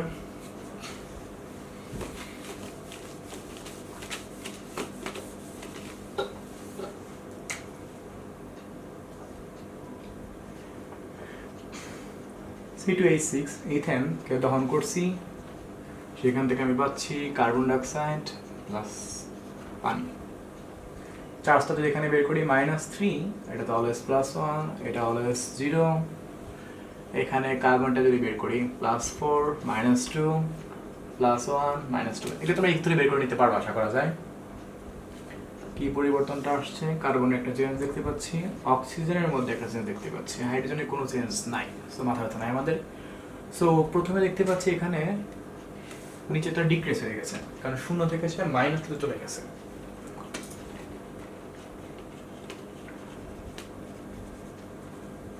ডিক্রিজিং অক্সিডেশন নাম্বার, তার মানে এটা রিডাকশন। আর +3 থেকে +4 চলে গেছে, অনেক বেড়ে গেছে, তার মানে কি increasing.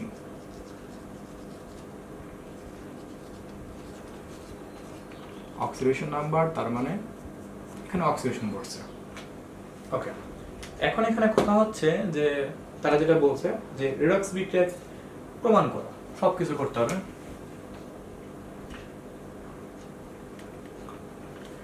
Oxidation reaction, reduction reaction. অক্সিডেশনের মধ্যে কার্বনের 3- থেকে কার্বন চলে যাচ্ছে +4 এ, আর অক্সিজেন 0 থেকে -2 তে। একটু চিন্তা করে দেখি, এখানে 3টা বেশি আছে, তার মানে 53টা আছে, এখানে 4টা কম আছে, তার মানে 46টা আছে। 7টা কমাই দিই, তাহলে দুই পাশে মিলবে, অথবা 7টা ওই পাশে যোগ করলে চলবে, যে যেভাবে করে।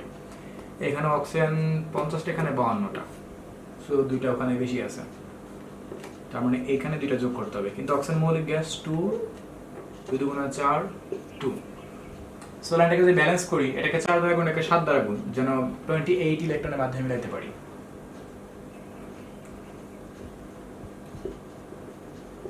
ফাইনাল রিঅ্যাকশন, সো 4 দ্বারা গুণ করলে 4C3 মাইনাস 28 ইলেকট্রন, আর এখানে পাচ্ছি 4C4 প্লাস। 4 দ্বারা যেটা গুণ করলাম, আর যদি 3 দ্বারা এটাকে 7 দ্বারা এটাকে গুণ করি, 7O2, 4 7 28 ইলেকট্রন, আর এখানে পাচ্ছি 7 দুগুণা 14টা অক্সিজেন 2 মাইনাস। এটা তো কাটা যাবেই, 4C3 plus 7O2, 4C4 plus 14O2 minus. এবার একটু আমরা একটু মিলিয়ে লিখবো, 4টা কার্বন ঠিক আছে, 14টা অক্সিজেন ঠিক আছে।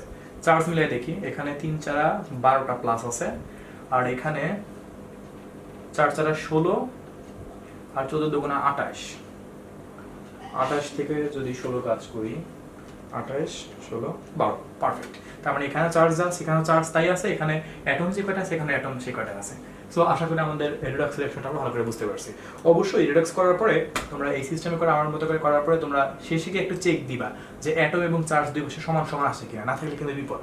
না থাকলে তখন তোমাকে দেখতে হবে যে কোনো জায়গায় তুমি ভুল করে আসছো কিনা, অনেক সময় ভুল হতেই পারে। তুমি একটু চেক দিয়ে দেখবা যে কত ঠিক মতো মিলছে কিনা, না মিললে কিন্তু খুব সমস্যা হয়ে যাবে। অর্থাৎ তোমার বিকেটটা সেভ করার জন্য তুমি একটু চেক দিবা। সো আশা করি আমাদের এটা কমপ্লিট। নেক্সট আমরা এখন শুরু করবো 11 নম্বরটা, যেটা আমাদের আজকের ফাইনাল সৃজনশীল।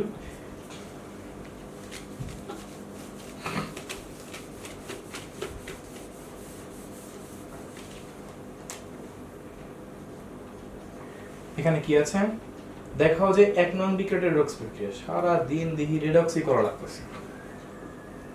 তো রিডক্স দিছি নাকি, FeCl2 প্লাস H2 রিঅ্যাকশন করলে সেখান থেকে রিঅ্যাকশন নিচে লিখি, জায়গা আছে আমাদের হাতে অনেক। FeCl3 প্লাস H2 রিঅ্যাকশন করলে এটা ক্লোরিন তো কমবেই, FeCl2 plus HCl, okay, plus 3 minus 1 0, plus 2 minus 1 plus 1 minus 1। আয়রনের চেঞ্জ দেখতে পাচ্ছি, আর কার ক্লোরিনের মাইনাস কোনো চেঞ্জ নাই, হাইড্রোজেনের চেঞ্জ দেখতে পাচ্ছি। সো উপরটার মধ্যে কি করছে, ডিক্রিজ হয়েছে, ডিক্রিজিং অক্সিডেশন নাম্বার। সো এটা রিডক্স মানে রিডাকশন ঘটেছে, আর এখানে বেশি হয়ে গেছে, তার মানে increasing.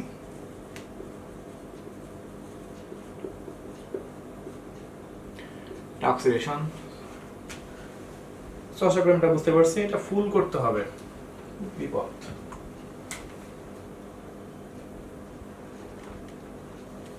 Oxidation reaction, reduction, iron 3 plus 2, iron 2 plus, আর এখানে হাইড্রোজেন 02, হাইড্রোজেন প্লাস। এখানে 3টা কম আছে, তার মানে 47টা, এখানে 48টা, একটা মাইনাস করে দিই, মিলে গেল। আর এখানে 50টা, এখানে 49টা, একটা প্লাস করে দিই, এখানে 50টা, এখানে 49টা, এখানে 0 থেকে প্লাস 1-এ চলে গেছে।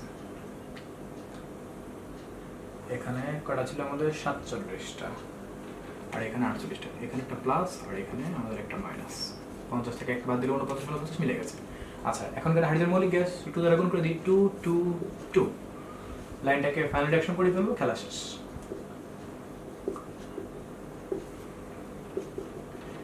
Fe3 প্লাস প্লাস ইলেকট্রন, কিন্তু যদি চার্জ নিতে 2 দ্বারা গুণ করতে হবে এভরিথিংকে। সো 2 2 2, আর নিচেটাকে কোনো কিছু করতে হবে না, কারণ নিচেরটা আমাদের চার্জ সুন্দরভাবে দেওয়াই আছে। 2H প্লাস, ওকে, চলে গেল। তো আমাদের থাকলো 2Fe3 প্লাস প্লাস H2, আর এখানে আমাদের থাকছে 2Fe2 plus plus 2H plus. একটু চেক দিব এখন, আয়রন 2টা, হাইড্রোজেন 2টা, পারফেক্ট। চার্জ দেখি 3 দুগুণা 6টা, আর এখানে 2 দুগুণা 4, আর 4, পারফেক্ট 6। সো আশা করি ভালো করে বুঝতে পারছি 11 এই নাম্বারটা। নেক্সট এখন আমরা যেটা শুরু করব সেটা আমাদের বি নাম্বারটা, উদ্দীপকের বিক্রিয়া লাভ-সাথের নীতির কোনো প্রভাব আছে কিনা। এই রেডক্স আর লাভ-সাথের নীতি করতে করতে আমি ফেড আপ হয়ে গেলাম। তবে এই দুইটা বিষয়ের মধ্যে থেকে পরীক্ষার মধ্যে সৃজনশীল আসবে, প্রচুর আসে, এই জন্যই ওইভাবে আমি শীটটা তৈরি করছি। সো দেখা যাক বি নাম্বার কোশ্চেনটা আমাদের আজকে শেষ। CO প্লাস H2 রিঅ্যাকশন করছি,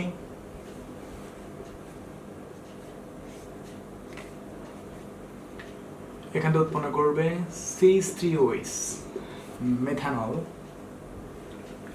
আর ডেল H ভ্যালু মাইনাস দেওয়া আছে।